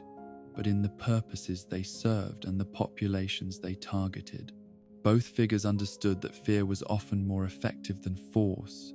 in controlling behavior and achieving objectives. Yet their applications of this insight led to radically different outcomes that reflected their underlying philosophical commitments and moral frameworks. The psychological profiles of Scarecrow's victims revealed consistent patterns that demonstrated the systematic nature of his approach to terror induction, showing how he tailored his attacks to exploit specific weaknesses and anxieties that existed within each individual's personality structure, while simultaneously addressing broader social and cultural fears that were shared across demographic groups. The fear toxin served not only as a chemical catalyst, but as a diagnostic tool that revealed the hidden psychological architecture underlying apparent normalcy and social functioning, exposing the fragility of the mental constructs that allowed people to function in civilized society. The mass psychological manipulation that Scarecrow achieved through his fear campaigns had effects that extended far beyond the immediate victims to encompass fundamental changes in how entire populations understood concepts like safety, trust, and social cooperation, creating an atmosphere of suspicion and anxiety that made normal democratic processes and community relationships increasingly difficult to maintain. The social fabric that held communities together began to fray as fear replaced trust as the primary mechanism governing interpersonal relationships and collective decision-making. The institutional responses to Scarecrow's activities often proved counterproductive, as traditional law enforcement and mental health approaches were inadequate to address threats that operated primarily at psychological rather than physical levels, requiring authorities to adopt increasingly authoritarian measures that paradoxically advanced Scarecrow's agenda by demonstrating the fragility of democratic institutions. When confronted with sustained psychological pressure, the emergency powers that were granted to combat his attacks often remained in place long after the immediate threats had been neutralized, creating permanent changes in the relationship between citizens and government that served Scarecrow's ultimate objective of proving that fear was a more powerful organizing principle than law or social contract. The media coverage that surrounded Scarecrow's activities served to amplify his influence far beyond his direct sphere of operations, spreading awareness of his methods and philosophy throughout the broader population, while inadvertently recruiting new followers who were attracted to his message about the primacy of fear in human affairs. The journalists and commentators who attempted to analyze his attacks often found themselves promoting his ideology through their coverage, demonstrating the viral nature of ideas that challenged fundamental assumptions about rationality, progress, and the possibility of genuine security in an uncertain world. The educational implications of Scarecrow's success in manipulating large populations through fear-based techniques revealed significant gaps in public understanding of psychological manipulation and crowd psychology, highlighting the need for more comprehensive education about the methods used by those who sought to exploit human emotional vulnerabilities for political or criminal purposes. The ease with which entire communities could be manipulated through carefully crafted fear campaigns demonstrated that democratic societies were far more fragile than their citizens typically understood, requiring constant vigilance and sophisticated countermeasures to maintain their stability and functionality. The therapeutic challenges posed by treating Scarecrow's victims revealed the limitations of conventional mental health approaches when dealing with trauma that had been deliberately inflicted through sophisticated understanding of psychological principles and neurochemical processes, requiring the development of new treatment modalities that could address both the immediate symptoms of fear, toxin exposure, and the longer-term psychological damage caused by experiencing existential terror in controlled clinical settings. The recovery process often required victims to reconstruct their entire understanding of reality and their place within it, as the experiences they had undergone challenged basic assumptions about the nature of existence and the reliability of perception. The philosophical implications of Scarecrow's worldview extended beyond immediate concerns about public safety to encompass fundamental questions about the nature of human consciousness and the role that emotion played in shaping rational thought and moral decision-making, suggesting that fear was not simply an obstacle to clear thinking, but an essential component of the cognitive processes that allowed human beings to navigate complex social and physical environments. This perspective challenged Enlightenment assumptions about the supremacy of reason over emotion and raised disturbing questions about whether truly rational decision-making was possible or even desirable in a world characterized by uncertainty and genuine threats to survival. The evolution of Scarecrow's methods over time demonstrated his growing sophistication in understanding how fear operated at both individual and collective levels, leading to increasingly complex scenarios that combined multiple forms of psychological pressure to create experiences that transcended ordinary concepts of terror and entered the realm of metaphysical horror. The elaborate death traps and impossible choices that characterized his later schemes were not simply sadistic entertainment,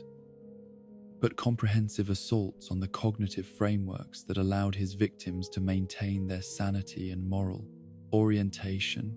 forcing them to confront contradictions in their own belief systems that had no satisfactory resolution. The relationship between Scarecrow's activities and broader social trends toward authoritarianism and social control revealed how easily legitimate concerns about public safety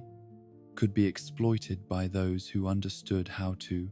manipulate fear for political purposes,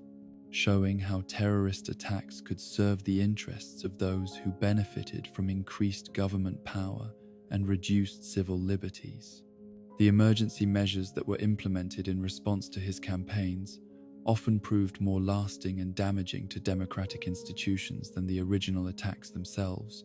demonstrating that the real victory of fear-based terrorism lay not in immediate casualties but in long-term changes to social and political structures. The ultimate horror of Scarecrow's philosophy lay not in any particular attack or criminal act, but in its fundamental challenge to the possibility of genuine human progress and social improvement, suggesting that civilization itself was merely a thin veneer covering primal fears and violent impulses that could be easily exposed and exploited by those who understood the proper techniques. This worldview transformed every attempt to create better social institutions or more humane forms of governance into futile exercises that ignored the fundamental reality of human nature and the inevitability of conflict, competition, and domination as organizing principles of social life. The legacy of Scarecrow's influence extended far beyond his individual crimes to encompass fundamental changes in how society understood and responded to psychological threats, creating new forms of vulnerability, while simultaneously revealing the inadequacy of existing institutions and approaches for dealing with enemies who operated primarily in the realm of ideas and emotions rather than through conventional, physical violence. The recognition that fear could be weaponized and deployed with surgical precision against specific populations or individuals created new categories of threat that existing legal and social frameworks were poorly equipped to address, requiring the development of entirely new approaches to public safety and mental health that acknowledged the reality of psychological warfare as a legitimate form of conflict. The question of whether Scarecrow's methods represented a perversion of legitimate psychological knowledge or simply the logical extension of research into human emotional vulnerability remained hotly debated among experts who struggled to maintain ethical boundaries while advancing scientific understanding of phenomena that could clearly be exploited for harmful purposes. The dual-use nature of psychological research created ongoing tensions between the desire to understand human behavior and the recognition that such knowledge could be employed by those with malicious intentions, forcing the scientific community to grapple with questions about the moral responsibility that came with studying the mechanisms underlying fear, anxiety, and social control. In the labyrinthine complexity of modern warfare and criminal enterprise, few developments have proven as morally corrosive as the systematic transformation of justice from a principle to be upheld into a commodity to be purchased, a service to be contracted, and a resource to be exploited by those with sufficient wealth and political influence to navigate the bureaucratic machinery that governs contemporary conflict resolution. The emergence of organizations like Amanda Waller's Task Force X represents the ultimate expression of this commodification process, demonstrating how easily moral principles can be subordinated to utilitarian calculations when the stakes are sufficiently high and the oversight mechanisms sufficiently compromised. The philosophical foundation upon which the Suicide Squad was constructed represented a fundamental rejection of traditional concepts of justice, rehabilitation, and moral responsibility in favor of a purely pragmatic approach that valued only results while remaining deliberately indifferent to the methods employed to achieve them, or the psychological costs inflicted upon those who were compelled to participate in the process. This utilitarian framework transformed human beings from individuals deserving of dignity and due process into resources to be allocated according to strategic requirements and operational necessities, creating a system that was remarkably efficient at accomplishing short-term objectives while generating long-term consequences that would prove far more destructive than the problems it was designed to solve. Amanda Waller's rise to power within the intelligence community reflected her unique combination of exceptional organizational ability and complete willingness to abandon conventional moral constraints when they conflicted with operational requirements, making her ideally suited to manage programs that required systematic violation of legal and ethical principles while maintaining plausible deniability and bureaucratic legitimacy. Her understanding of how government institutions operated enabled her to exploit regulatory gaps and administrative confusion to create space for activities that would have been impossible under normal oversight procedures, while her political connections provided protection against investigations that might have exposed the true nature of her operations. The recruitment process that transformed convicted criminals into government assets represented perhaps the most morally problematic aspect of the entire Suicide Squad program, as it relied upon coercion and manipulation rather than genuine rehabilitation or voluntary cooperation to secure the participation of individuals who had already demonstrated their willingness to operate outside legal and social boundaries. The explosive devices that were implanted in squad members' necks served not only as control mechanisms,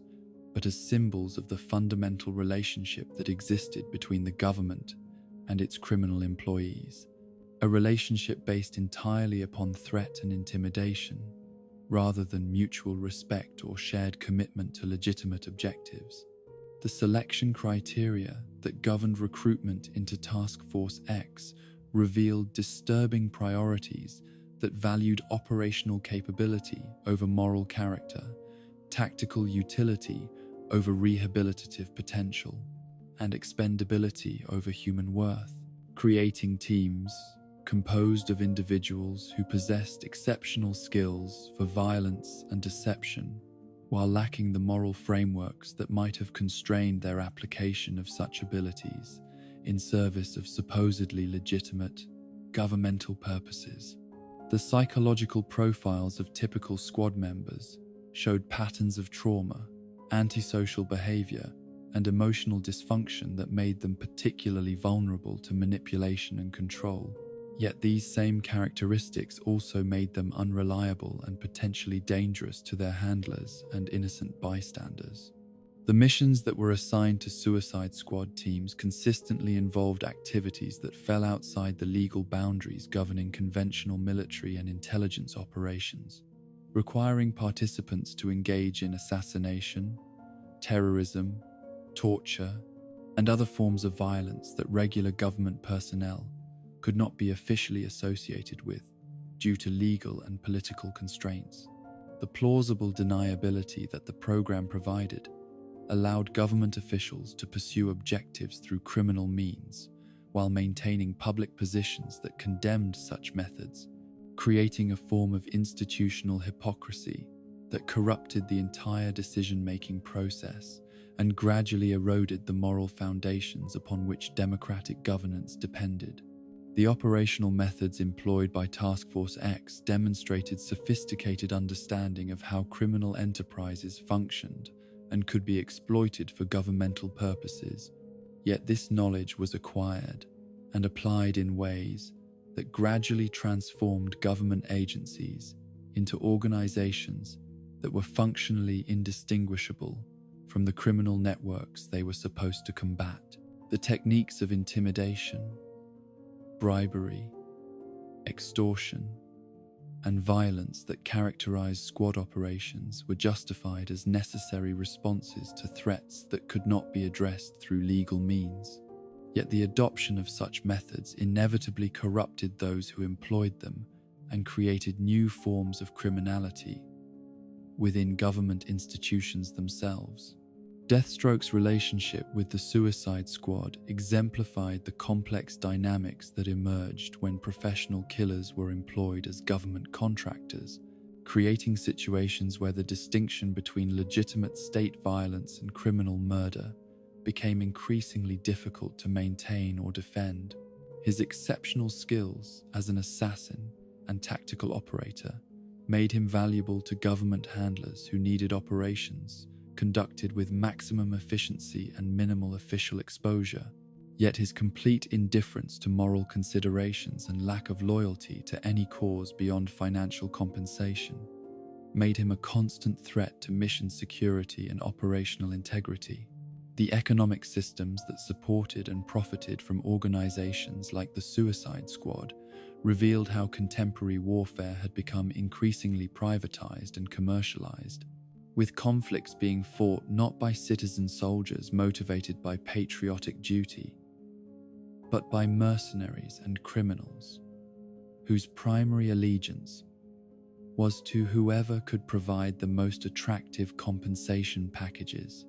This transformation of violence from civic responsibility into commercial transaction had profound implications for democratic governance and social cohesion, as it removed warfare from public oversight and accountability,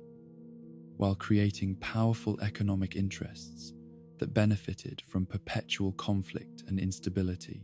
The intelligence networks that were created through Suicide Squad operations often proved more valuable than the immediate tactical objectives that individual missions were designed to achieve, as criminal team members possessed access to underworld information and contacts that were unavailable to conventional intelligence agencies operating within legal constraints. Yet the information gathered through such networks was inevitably contaminated by the criminal methods used to obtain it, creating intelligence products that were simultaneously valuable and unreliable, useful for tactical planning yet dangerous to rely upon for strategic decision-making. The psychological warfare that was inherent in Suicide Squad operations extended beyond immediate targets to encompass broader effects on public perception and social trust, as knowledge of government, employment of criminal assets, undermined confidence in legal institutions and democratic processes, while providing propaganda opportunities for enemies who could legitimately claim that their opponents were indistinguishable from the criminals they purported to combat. The moral authority that democratic governments derived from their commitment to rule of law and constitutional principles was systematically eroded by programs that demonstrated official willingness to employ any means necessary to tone the law, achieve desired outcomes. The training programs that were developed for Suicide Squad members represented sophisticated attempts to channel criminal skills toward officially sanctioned objectives, while maintaining sufficient control to prevent such skills from being turned against government interests. Yet these efforts were undermined by the fundamental impossibility of creating loyalty and trust through coercion and intimidation. The explosive control devices that enforced compliance could prevent direct betrayal, but they could not ensure enthusiastic cooperation or prevent subtle forms of sabotage that might compromise mission effectiveness without triggering immediate lethal response. The legal frameworks that were constructed to provide official justification for Suicide Squad operations demonstrated remarkable creativity in finding ways to circumvent constitutional protections and international law while maintaining technical compliance with bureaucratic procedures and administrative requirements. The classification systems that concealed squad activities from public scrutiny were designed not to protect legitimate national security interests, but to prevent exposure of activities that would have been politically devastating if revealed to democratic electorates who retain some commitment to legal and moral principles. The international implications of programs like Task Force X extended far beyond their immediate operational effects to encompass fundamental questions about the nature of sovereignty, the legitimacy of state violence, and the possibility of maintaining international legal frameworks when major powers were systematically violating the principles upon which such frameworks were based. The employment of criminal assets for international operations created diplomatic complications that often proved more damaging to long-term national interests than the tactical advantages that such operations provided,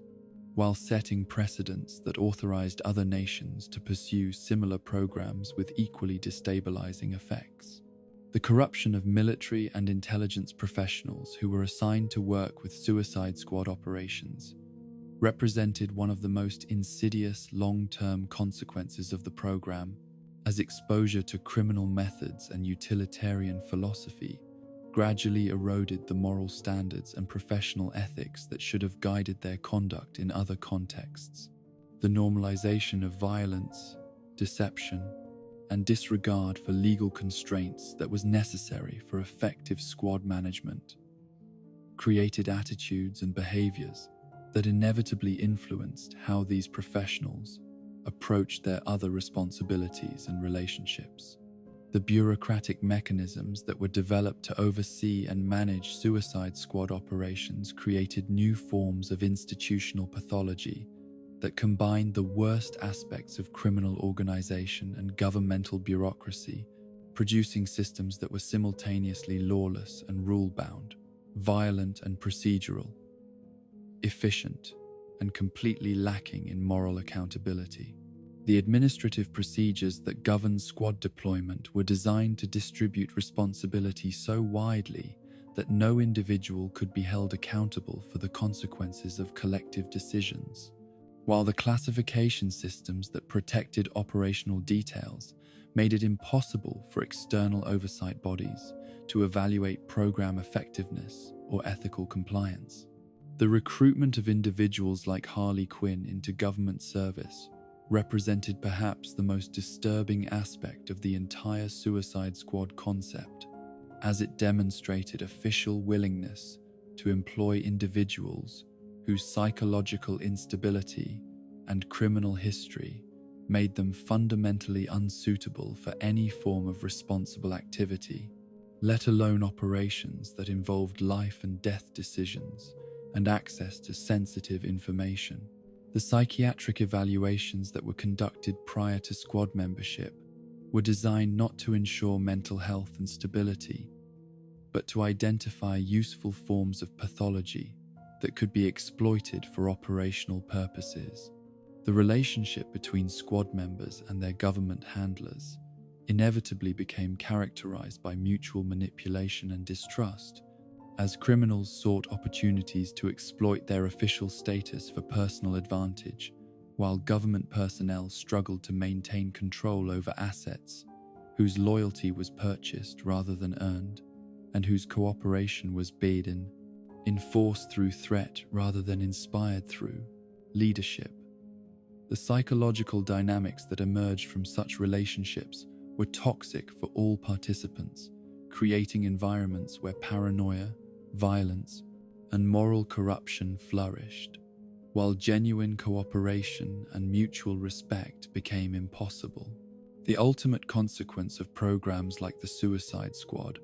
was the systematic erosion of the moral and legal foundations upon which democratic governance depended, as the normalization of criminal methods and utilitarian philosophy within government institutions gradually transformed those institutions into organizations that were functionally indistinguishable from the criminal enterprises they were supposed to combat. The efficiency gains that such programs provided in the short term were inevitably overwhelmed by the long-term costs of institutional corruption, social division, and moral decay that resulted from official abandonment of the principles that gave democratic government its legitimacy and popular support. The recognition that justice had become a commodity to be purchased, rather than a principle to be upheld, represented the final stage in the transformation of democratic institutions into tools of power and control rather than mechanisms for protecting individual rights and promoting collective welfare. When governments began employing criminals as official agents while maintaining public commitments to law and order, the distinction between legitimate authority and organized crime became meaningless, creating conditions in which popular cynicism and institutional decay became mutually reinforcing processes that ultimately threatened the survival of democratic civilization itself. In the darkest recesses of urban planning theory, where sociology meets psychology and architecture becomes an instrument of social control, few experiments have demonstrated the symbiotic relationship between environment and behavior as comprehensively as the creation of Arkham City, a geographic manifestation of humanity's capacity for transforming noble intentions into systematic oppression through the careful application of bureaucratic procedure and institutional authority. The project represented far more than a simple expansion of correctional facilities or an innovative approach to criminal rehabilitation, evolving instead into a comprehensive laboratory for studying human behavior under extreme conditions while testing the limits of social tolerance for authoritarian solutions to complex problems. The philosophical foundations upon which Arkham City was constructed reflected a fundamental shift in how society understood the relationship between individual rights and collective security,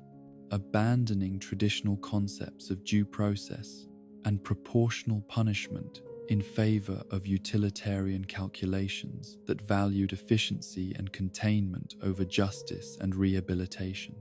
The decision to confine entire populations within artificially created boundaries was justified through careful manipulation of public fear and political necessity, creating precedents for governmental authority that extended far beyond the immediate problem of criminal management to encompass broader questions about the limits of state power and the conditions under which constitutional protections could be suspended. The geographic selection of the territory that would become Arkham City was not accidental, but rather reflected sophisticated understanding of urban psychology and the ways in which physical environment could be manipulated to influence behavior, social organization, and psychological well-being among confined populations. The abandoned industrial districts and decaying residential neighborhoods that were incorporated into the facility provided ready-made infrastructure for containing large numbers of individuals while simultaneously creating an atmosphere of neglect and abandonment that would psychologically condition inhabitants to accept their circumstances as natural and unchangeable. The architectural modifications that transformed ordinary urban spaces into instruments of control and surveillance demonstrated remarkable innovation in the application of environmental psychology to correctional purposes,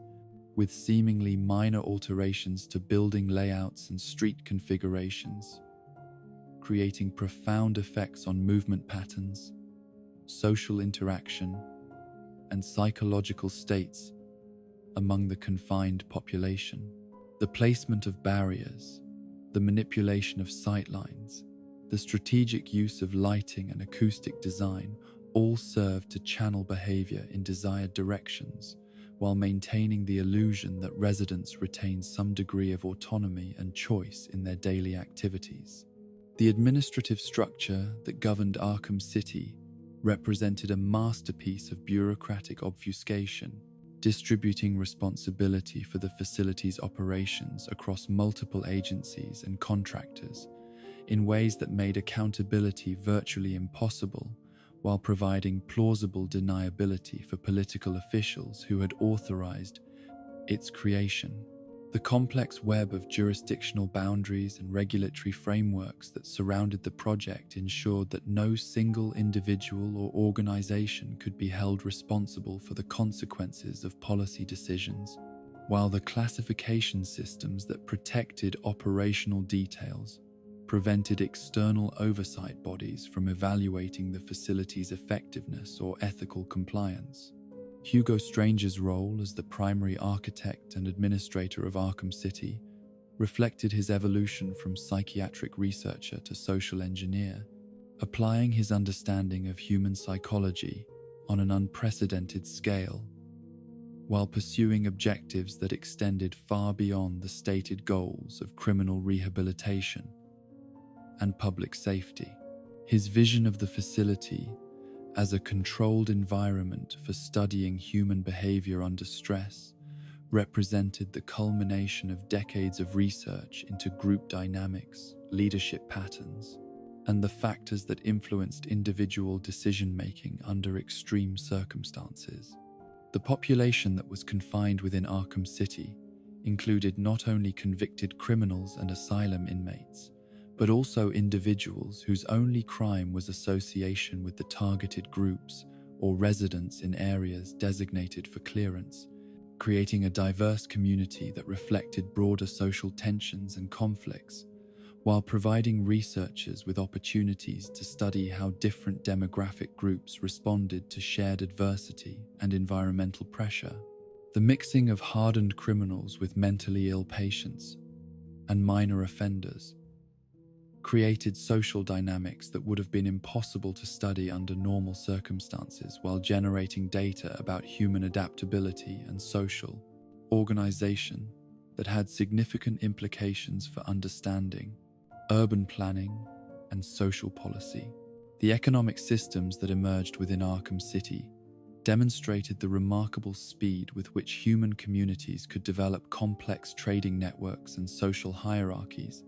even under the most restrictive conditions, showing how fundamental economic principles operated independently of formal governmental structures and legal frameworks. The underground economies that flourished within the facility were based primarily on barter and personal relationships rather than monetary exchange, yet they displayed all the characteristics of sophisticated market systems, including specialization of labor, accumulation of capital, and development of credit mechanisms. The territorial divisions that developed among different criminal factions reflected both practical considerations of resource control and deeper psychological needs for identity and belonging that persisted even under conditions of extreme adversity and artificial constraint. The gang territories that emerged within Arkham City were not simply expressions of criminal organization, but complex social systems that provided their members with protection, purpose, and community, while serving as vehicles for expressing cultural identity and personal loyalty in an environment designed to strip away individual dignity and social connection. The surveillance systems that monitored life within Arkham City represented cutting-edge applications of technology to problems of social control and behavioral analysis, providing administrators with unprecedented insight into how confined populations organize themselves while generating vast quantities of data about human behavior under stress that would prove valuable for future applications of similar technique. The cameras, microphones, and sensor networks that covered virtually every square meter of the facility created a panopticon effect that influenced behavior even when direct monitoring was not occurring, as residents modified their actions in response to the constant possibility of observation. The psychological effects of confinement within Arkham City extended far beyond the immediate stress of imprisonment to encompass fundamental changes in how individuals understood their relationship to authority, community, and personal identity, creating lasting alterations in personality and worldview that would persist long after release from the facility. The constant exposure to violence, the necessity of forming alliances for survival, and the breakdown of normal social structures created conditions that were actively destructive to mental health and social functioning, while providing researchers with opportunities to study human adaptability under extreme conditions. The medical and psychological services that were provided within Arkham City were designed not to promote health and rehabilitation, but to maintain the confined population at levels of functionality that would allow continued participation in the social experiment while preventing conditions that might compromise the validity of research results or create political problems for the project's administrators. The healthcare providers who worked within the facility found themselves complicit in systems that prioritized data collection over patient welfare while maintaining the fiction of therapeutic intervention. The educational and cultural programs that were implemented within Arkham City served primarily as mechanisms for behavioral control and social engineering, rather than genuine attempts to promote learning or personal development, using techniques borrowed from propaganda and psychological warfare to shape attitudes and behaviors in ways that supported administrative objectives while appearing to provide beneficial services to the confined population. The libraries, workshops, and recreational facilities that were established within the facility were carefully designed to channel resident activities in directions that would generate useful research data while preventing the formation of genuine community bonds that might threaten institutional authority. The relationship between Arkham City and the surrounding civilian population revealed the extent to which fear and prejudice could be manipulated to secure public support for policies that violated fundamental principles of human rights and constitutional governance, demonstrating how easily democratic societies could be convinced to abandon their stated values when confronted with threats that were presented as existential challenges requiring extreme responses. The media campaigns that promoted public acceptance of the facility relied heavily on dehumanization of the confined population and exaggeration of the threats they posed to normal society. The international attention that Arkham City attracted from human rights organizations and foreign governments created diplomatic complications that ultimately proved more damaging to long-term national interests than the domestic political advantages that the project initially provided. Yet these concerns were systematically ignored by administrators who prioritized short-term research objectives over broader considerations of national reputation and international legal compliance. The precedent that the facility established for governmental authority over civilian populations had implications that extended far beyond its immediate operational context. The environmental conditions within Arkham City reflected deliberate decisions to create an atmosphere of decay and abandonment that would psychologically condition residents to accept their circumstances while providing researchers with opportunities to study how human communities responded to resource scarcity and infrastructure failure. The contaminated water supplies, unreliable electrical systems, and deteriorating buildings were not simply results of budgetary constraints, but carefully calibrated stressors designed to generate specific types of behavioral responses that could be observed and analyzed. The waste management systems that operated within the facility served dual purposes of maintaining basic sanitation, while providing additional mechanisms for surveillance and control, as the monitoring of waste streams yielded valuable information about population health, resource consumption patterns, and social organization, while creating opportunities for introducing controlled variables into the confined environment. The sewage and garbage disposal networks became integral components of the research infrastructure that supported the broader experimental objectives. The transportation systems that connected different areas within Arkham City were designed not for efficiency or convenience, but to channel movement in ways that would maximize opportunities for observation and data collection while minimizing the possibility of coordinated resistance or organized escape attempts. The subway tunnels, bridges, and roadways that provided internal connectivity were equipped with monitoring devices and control mechanisms that could be activated to isolate specific areas or populations when research protocols required such isolation. The communication systems that operated within the facility were subject to constant monitoring and selective disruption, creating an information environment that could be manipulated to test theories about rumor transmission, social coordination, and the role of communication in maintaining group cohesion under adverse conditions. The telephones, radios, and computer networks that provided limited connectivity were designed to serve research objectives rather than meet genuine communication needs of the confined population. The ultimate revelation of Arkham City's true purpose as a comprehensive experiment in social control and behavioral modification represented one of the most disturbing examples of how scientific research could be perverted to serve authoritarian objectives while maintaining the appearance of legitimate governmental activity. The data that was collected from years of operation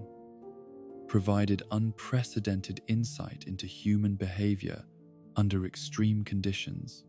Yet this knowledge was acquired through systematic violation of every principle that should have governed ethical research involving human subjects. The legacy of Arkham City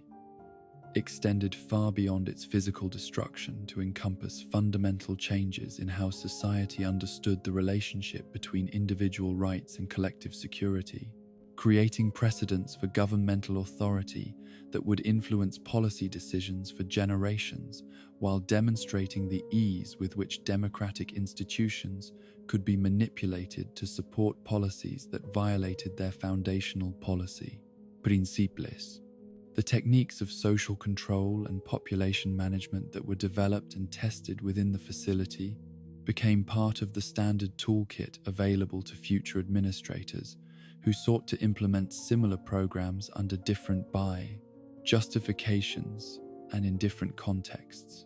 The recognition that an entire city had been transformed into a laboratory for studying human suffering and social decay represented a profound moral failure that implicated not only the administrators who had designed and implemented the project, but also the broader society that had permitted such an experiment to occur through its willingness to accept authoritarian solutions to complex social problems.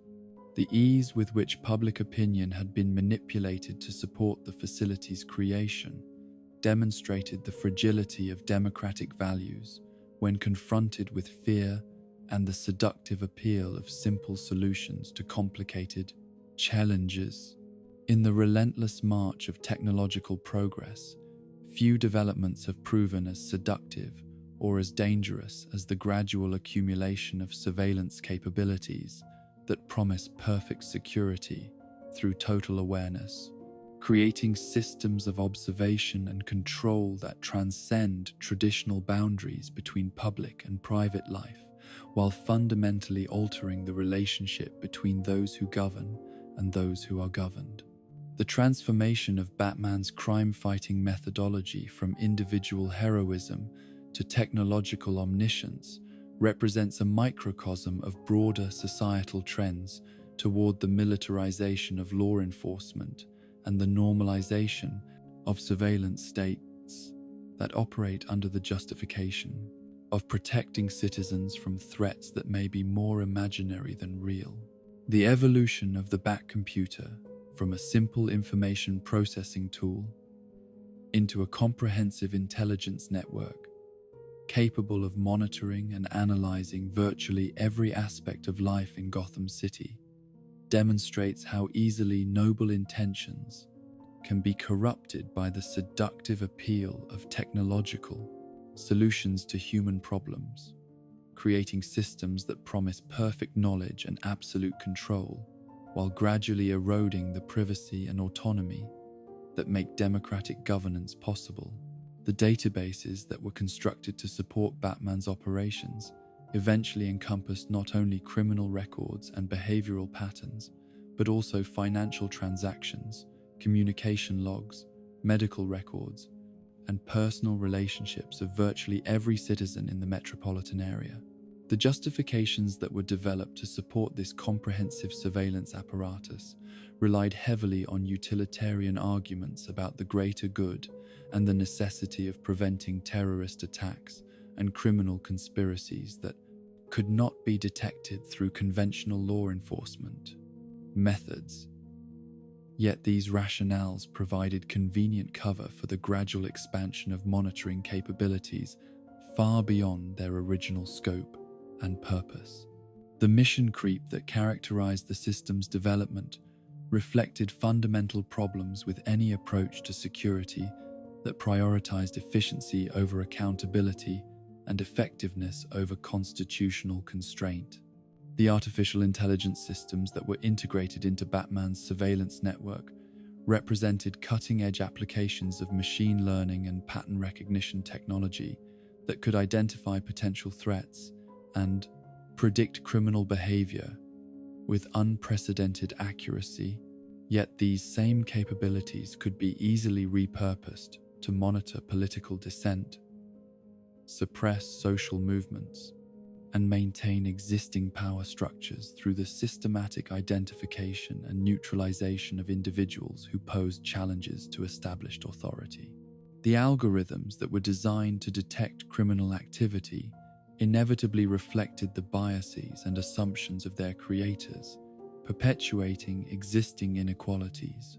while providing scientific justification for discriminatory law enforcement practices.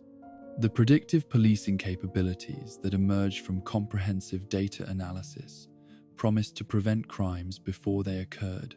by identifying individuals and locations that statistical models suggested were likely to experience criminal activity. Yet this approach transformed law enforcement from a reactive system that responded to actual violations of law into a proactive system that targeted individuals based on algorithmic assessments of their potential future behavior. The philosophical implications of punishing people for crimes they had not yet committed challenged fundamental assumptions about individual responsibility, free will, and the presumption of innocence that formed the foundation of legal systems throughout the democratic world. The facial recognition systems that were deployed throughout Gotham's public spaces created an environment in which anonymity became virtually impossible, eliminating the privacy that citizens had traditionally enjoyed in public spaces while creating permanent records of their movements, associations, and activities that could be analyzed and cross-referenced to build comprehensive profiles of their behavior patterns and social relationships. The psychological effects of constant surveillance extended far beyond immediate concerns about privacy to encompass fundamental changes in how people understood their relationship to public space and social interaction. The communication interception capabilities that were integrated into the surveillance network provided access to telephone conversations, email messages, text messages, and social media communications that revealed intimate details about citizens' thoughts, feelings, relationships, and political opinions, creating unprecedented opportunities for blackmail, manipulation, and social control, while violating the privacy expectations that were essential for maintaining trust in democratic institutions and processes. The metadata that was collected from these communications often proved more revealing than the content itself,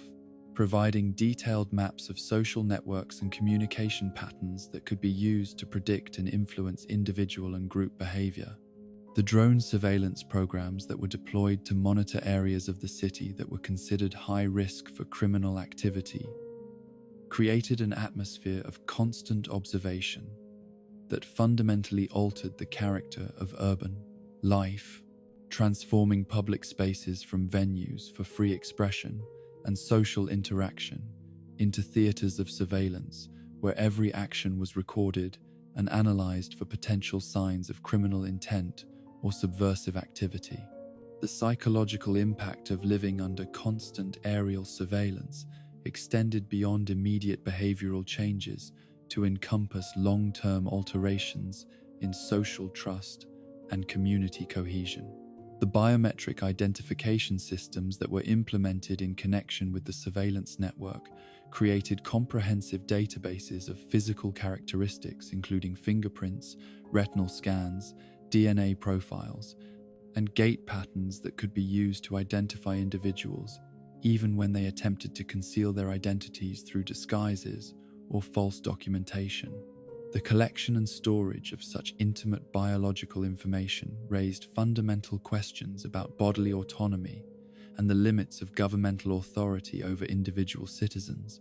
while creating unprecedented opportunities for identity theft and biological discrimination. The financial monitoring capabilities that were incorporated into the system provided access to banking records, credit card transactions, investment portfolios, and other economic data that revealed detailed information about citizens' purchasing habits, political donations, charitable contributions, and lifestyle choices, creating comprehensive profiles that could be used to predict and influence behavior while providing ammunition for those who sought to discredit or manipulate targeted individuals. The economic surveillance that was conducted under the guise of preventing money laundering and terrorist financing actually served to create detailed maps of economic relationships and dependencies that could be exploited for political purposes. The social media monitoring programs that analyzed posts, comments, likes, and shares across multiple platforms created unprecedented insight into public opinion and individual psychology, while providing mechanisms for identifying and targeting individuals who expressed dissenting views or participated in activities that were considered threatening to established authority. The manipulation of social media algorithms to suppress certain types of content while amplifying others represented a form of information warfare that could shape public discourse and political outcomes without the knowledge or consent of the affected populations. The integration of private sector surveillance capabilities with governmental intelligence systems created a comprehensive monitoring apparatus that transcended traditional boundaries between commercial and political activity, allowing corporations to serve as unwitting or willing participants in programs that collected and analyzed personal information for purposes that extended far beyond their original commercial objectives.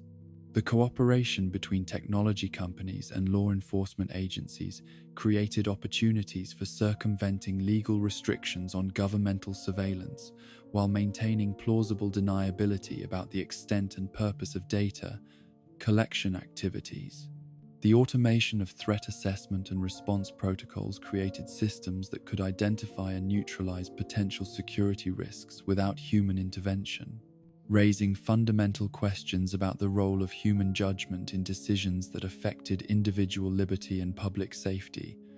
while creating opportunities for algorithmic bias and systematic error to influence law enforcement outcomes in ways that were difficult to detect or challenge through conventional legal processes. The speed and efficiency of automated systems often came at the cost of accuracy and fairness, as machine learning algorithms optimized for rapid response rather than careful deliberation. The psychological warfare capabilities that were developed in connection with surveillance systems provided unprecedented ability to manipulate individual and group behavior through carefully crafted information campaigns that exploited personal vulnerabilities and social tensions, identified through comprehensive data analysis, creating opportunities for social control that operated below the threshold of conscious awareness, while maintaining the appearance of organic social and political processes. The techniques that were developed for influencing criminal behavior could be easily adapted for broader applications in political and social manipulation. The encryption-breaking capabilities that were developed to access protected communications and data storage systems created vulnerabilities that could be exploited not only by legitimate law enforcement agencies, but also by criminal organizations and foreign intelligence services, demonstrating how security measures designed to protect society from external threats could create new forms of vulnerability that were potentially more dangerous than the original problems they were intended to address. The backdoors that were created for law enforcement access inevitably became targets for those who sought to exploit them for malicious purposes. The data fusion capabilities that combined information from multiple sources to create comprehensive intelligence products often resulted in conclusions that were based on incomplete or inaccurate information. Yet the technological sophistication of the analysis systems created an aura of scientific certainty that made it difficult for human operators to question or challenge the results. The cognitive biases that affected human analysts were amplified rather than corrected by technological systems that were designed to process vast quantities of information rapidly, rather than carefully evaluate the quality and reliability of individual data points. The international cooperation agreements that were developed to share surveillance data and intelligence products across national boundaries created global monitoring networks that operated with minimal oversight or accountability, while Bayesian, providing opportunities for authoritarian regimes to access information about their citizens who had sought refuge in democratic countries. The erosion of sovereignty that accompanied these information-sharing arrangements had implications that extended far beyond immediate security concerns to encompass fundamental questions about the nature of citizenship and the Ashadi, protection of human rights in an interconnected world. The corporate surveillance systems that were developed by technology companies for commercial purposes were gradually integrated with governmental monitoring capabilities through formal and informal cooperation agreements that blurred the boundaries between commercial data collection and state surveillance, while creating comprehensive profiles of citizen behavior that combined economic, social, and political information in ways that had never before been possible. The monetization of personal information created economic incentives for ever more invasive data collection practices, while providing governments with access to information that would have been difficult or impossible to obtain through traditional intelligence gathering methods. The psychological effects of living in a comprehensive surveillance state extended beyond immediate behavioral changes to encompass fundamental alterations in how citizens understood their relationship to authority, privacy, and social interaction, creating a culture of self-censorship and conformity that was maintained not through overt coercion, but through the constant awareness that any deviation from accepted norms might be detected and punished. The chilling effect on free expression and political dissent was particularly pronounced among vulnerable populations who lacked the resources to protect themselves from surveillance and its consequences. The technological dependency that developed as surveillance systems became integral to law enforcement operations, created vulnerabilities that could be exploited by adversaries who understood how to disrupt or manipulate the information networks upon which security decisions were based, demonstrating that technological solutions to security problems often created new forms of insecurity that were potentially more dangerous than the original threats. The complexity of interconnected systems made it increasingly difficult to predict or prevent cascading failures that could compromise entire security infrastructures. The ultimate recognition that tools designed to protect freedom and democracy could be easily transformed into instruments of oppression and social control represented one of the most profound challenges facing modern societies, as the same technologies that promised to enhance security and improve quality of life, also provided unprecedented capabilities for surveillance, manipulation, and control that could be exploited by those who sought to concentrate power and suppress dissent. The question of how to harness the benefits of advanced technology while preventing its abuse remained one of the most critical challenges facing democratic societies in an era of rapid technological change and increasing social complexity. In the corridors of institutions designed to heal the broken mind and restore the damaged soul, few failures have proven as systematic or as morally devastating as the transformation of therapeutic environments into laboratories for human experimentation and control, where the sacred trust between healer and patient is perverted into a relationship of predator and prey, and where the vulnerability that should invoke compassion instead becomes an opportunity for exploitation by those who have abandoned their healing mission in favor of more sinister objectives. The philosophical foundations upon which modern psychiatric treatment was built emphasize the fundamental dignity of every human being regardless of their mental condition, the importance of voluntary participation in therapeutic processes, and the ethical obligation of medical professionals to prioritize patient welfare over all other considerations, including research advancement, institutional efficiency, and personal career objectives. Yet, the gradual corruption of these principles within institutions like Arkham Asylum demonstrates how easily noble intentions can be subverted when oversight mechanisms fail and moral boundaries are eroded through incremental compromises that seem reasonable in isolation, yet collectively create environments where systematic abuse becomes normalized and institutionalized. The admission processes that were designed to identify individuals requiring psychiatric treatment gradually evolved into mechanisms for acquiring research subjects and test populations for experimental procedures that bore little resemblance to legitimate medical therapy, with diagnostic criteria being manipulated to ensure steady supplies of patients whose conditions were deemed suitable for particular types of investigation. The evaluations that determined eligibility for various treatment programs were conducted not by qualified mental health professionals seeking to provide appropriate care, but by researchers whose primary interest lay in identifying subjects whose psychological profiles matched the requirements of ongoing experimental protocols. The informed consent procedures that should have protected patients from unwanted medical interventions were systematically corrupted through the use of complex legal language, psychological manipulation, and coercive pressure that made genuine voluntary participation impossible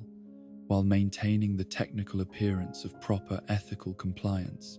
The forms that patients were required to sign contained provisions that they could not reasonably be expected to understand,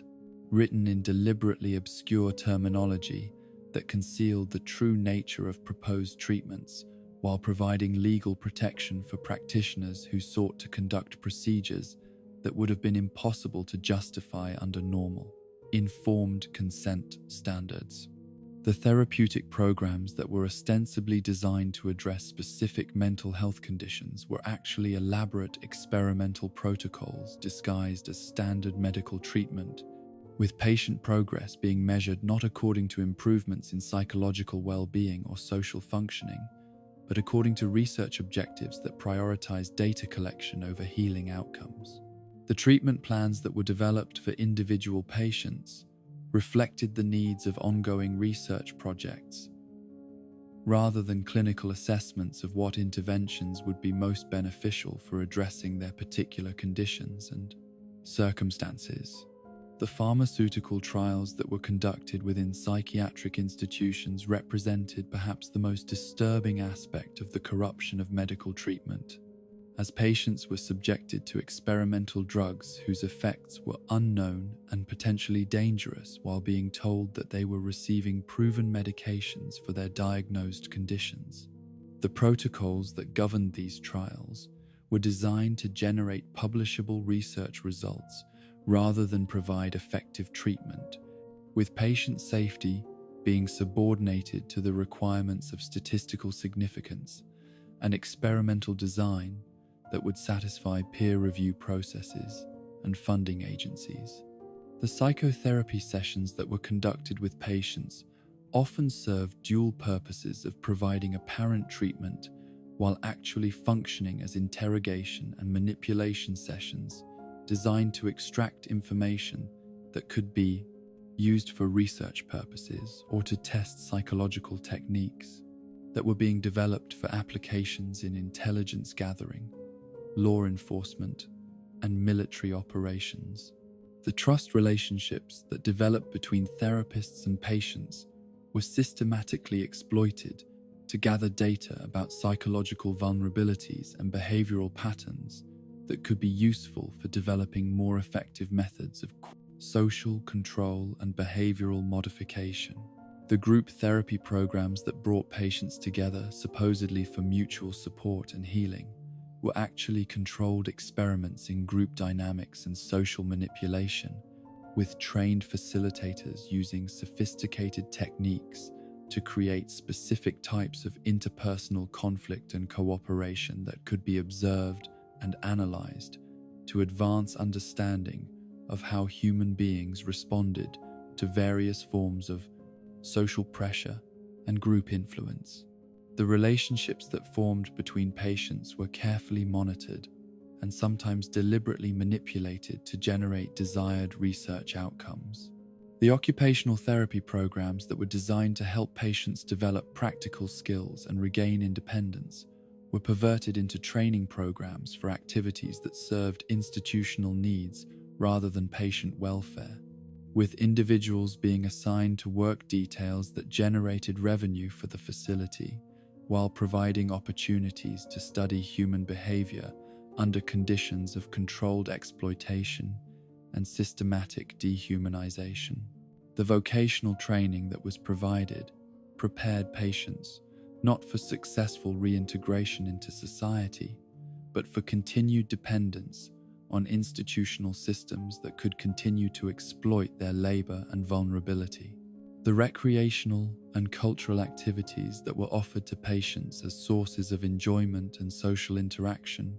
were actually carefully structured environments for conducting behavioral research and testing psychological interventions,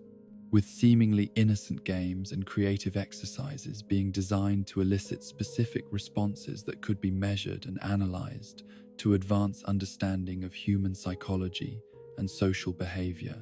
The art therapy and music therapy programs that appeared to offer creative outlets were actually sophisticated data collection mechanisms that provided insight into patient mental states and psychological development. The family visitation programs that were supposed to maintain important social connections and support patient recovery were manipulated to generate additional research data about family dynamics, social relationships, and the effects of institutional confinement on both patients and their loved ones, with visitors being subjected to surveillance and evaluation that violated their privacy while providing researchers with information that could be used to develop more effective techniques for social control and manipulation. The discharge planning processes that were intended to prepare patients for successful return to community life were actually mechanisms for determining which individuals could be safely released without compromising ongoing research projects or exposing institutional practices to external scrutiny,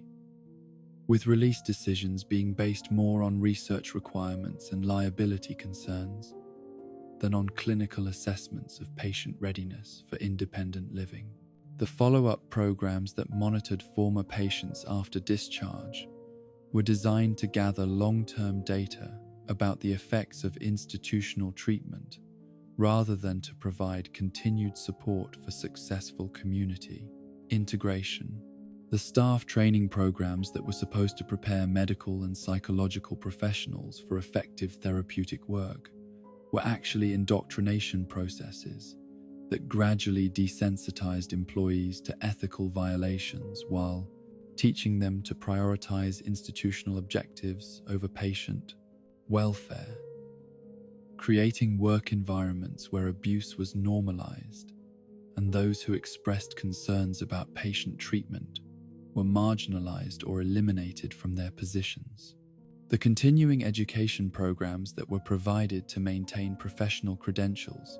were used to reinforce institutional culture and discourage critical thinking about the moral implications of treatment practices.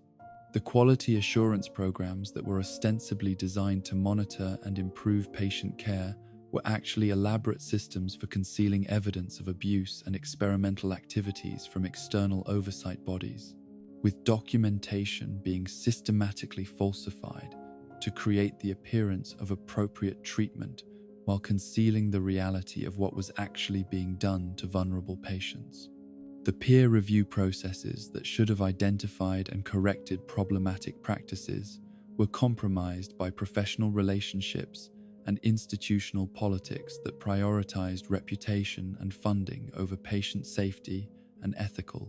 compliance. The research review boards that were responsible for ensuring ethical compliance in experimental activities were systematically corrupted through conflicts of interest, inadequate oversight, and deliberate manipulation of information that prevented board members from understanding the true nature of proposed research protocols, creating rubber stamp approval processes that provided legal cover for activities that clearly violated established ethical standards for human experimentation. The external inspections and accreditation reviews that were supposed to ensure institutional compliance with professional standards were manipulated through careful staging and documentation, falsification that concealed the reality of patient treatment from visiting evaluators. The funding mechanisms that supported psychiatric institutions created perverse incentives that rewarded facilities for maintaining large patient populations and conducting extensive research activities regardless of therapeutic outcomes, or ethical compliance, making successful patient treatment economically counterproductive while encouraging the development of programs designed to create dependency and prevent recovery.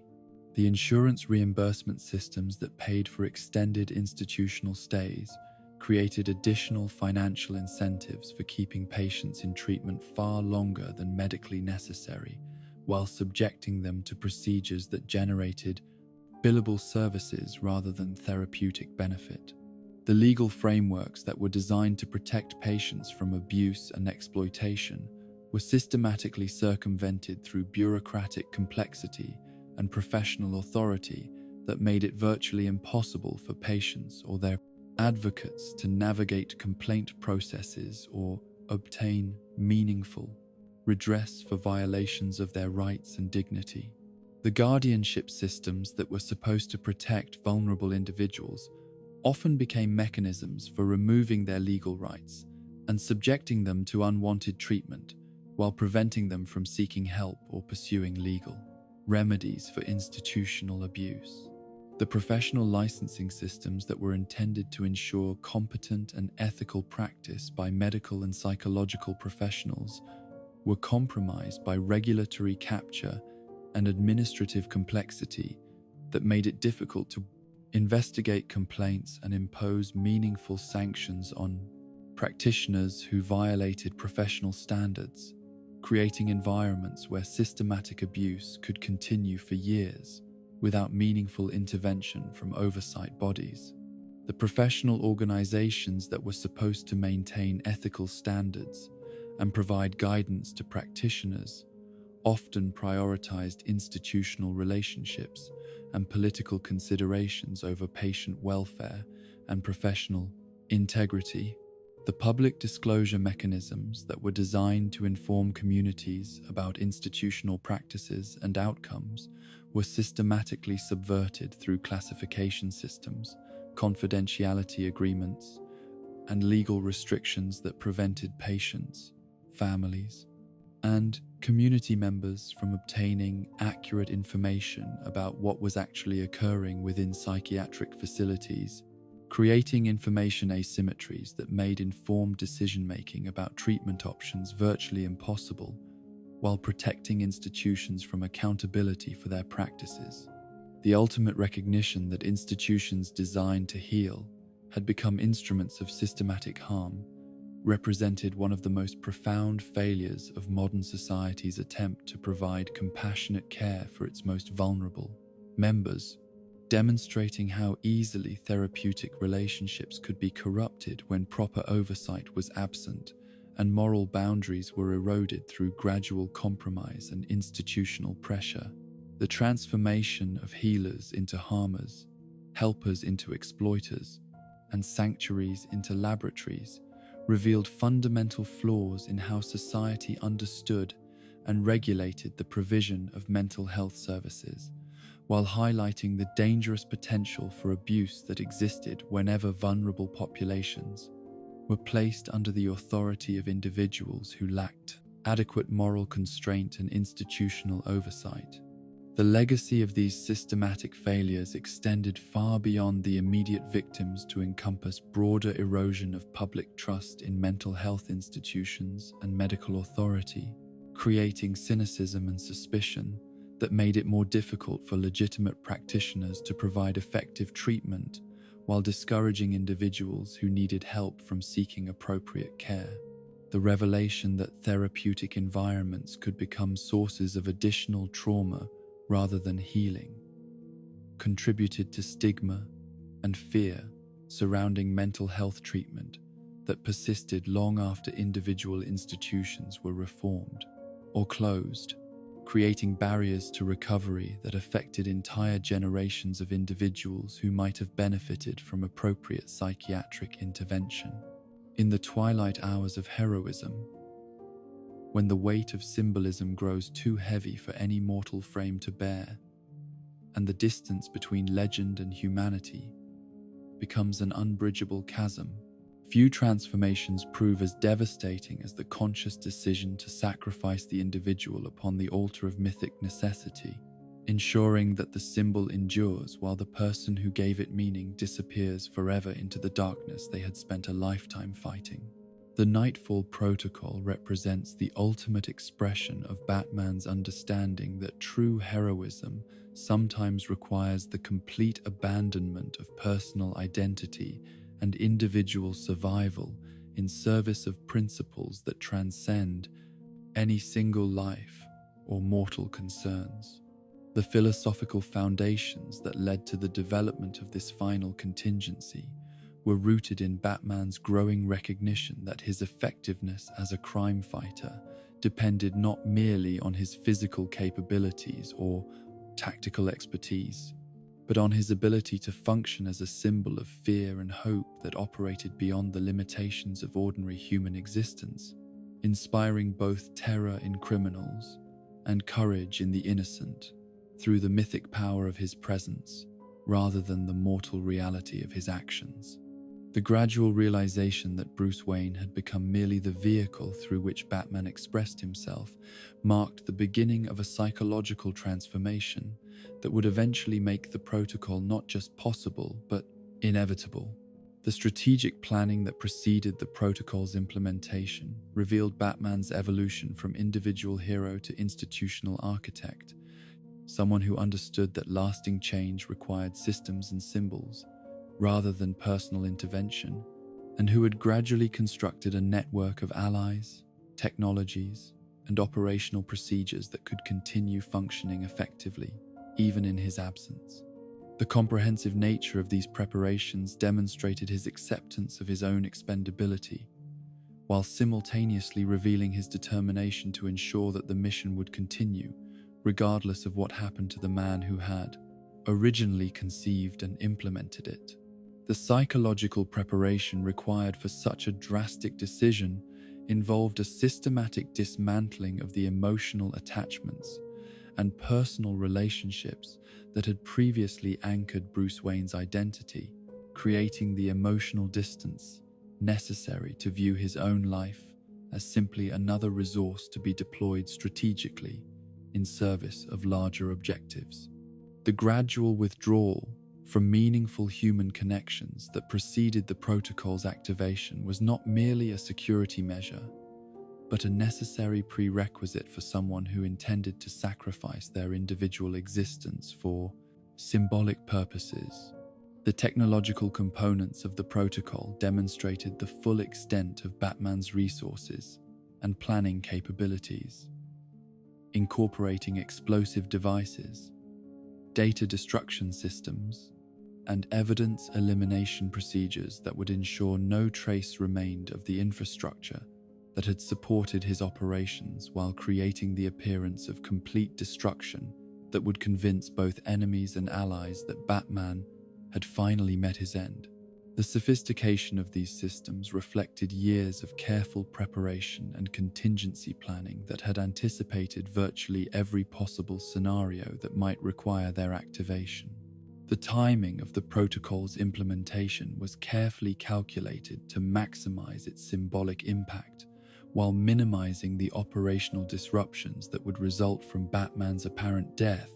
occurring at a moment when his public exposure had reached levels that threatened to compromise the effectiveness of his methods, while providing an opportunity to transform potential defeat into ultimate victory through the conscious choice of martyrdom over capture. The public revelation of his identity as Bruce Wayne had created conditions that made continued operation under his established methods impossible, requiring either fundamental changes to his approach or the ultimate sacrifice that would preserve the myth while destroying the man. The activation sequence that preceded the final explosion was designed not merely to eliminate evidence and create the appearance of death, but to serve as a final statement about the nature of heroism and the price that must sometimes be paid to preserve principles that transcend individual survival, demonstrating that true courage lay not in the willingness to risk death, but in the acceptance of necessary sacrifice when circumstances required it. The calm deliberation with which Batman and Alfred entered Wayne Manor for the final time reflected their mutual understanding that some victories could only be achieved through apparent defeat. The public reaction to Batman's presumed death revealed the extent to which he had succeeded in transforming himself from a person into a symbol, as the grief and fear that followed the explosion demonstrated how completely the citizens of Gotham had internalized their dependence upon his protection,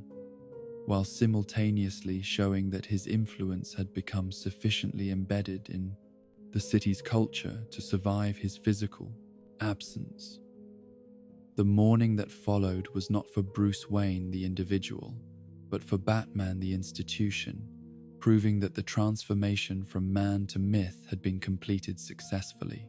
The investigation that followed the explosion was carefully orchestrated to produce conclusions that would support the official narrative of Batman's death, while concealing evidence that might have revealed the survival of either Bruce Wayne or the operational infrastructure that had supported his activities, demonstrating the thoroughness with which every aspect of the deception had been planned and implemented. The forensic evidence that was discovered at the scene had been specifically prepared to convince even the most sophisticated investigators that no one could have survived the blast. The emergence of new vigilante activities in Gotham following Batman's apparent death suggested that the symbol had indeed transcended its original incarnation,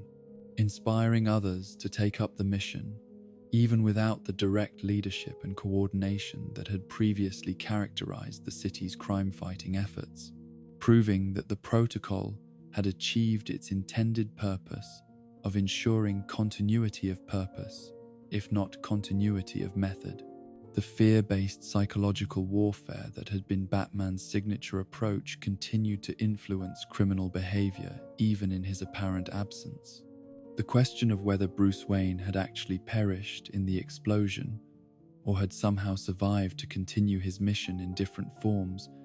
became a subject of speculation and legend that served to enhance rather than diminish Batman's mythic status, creating uncertainty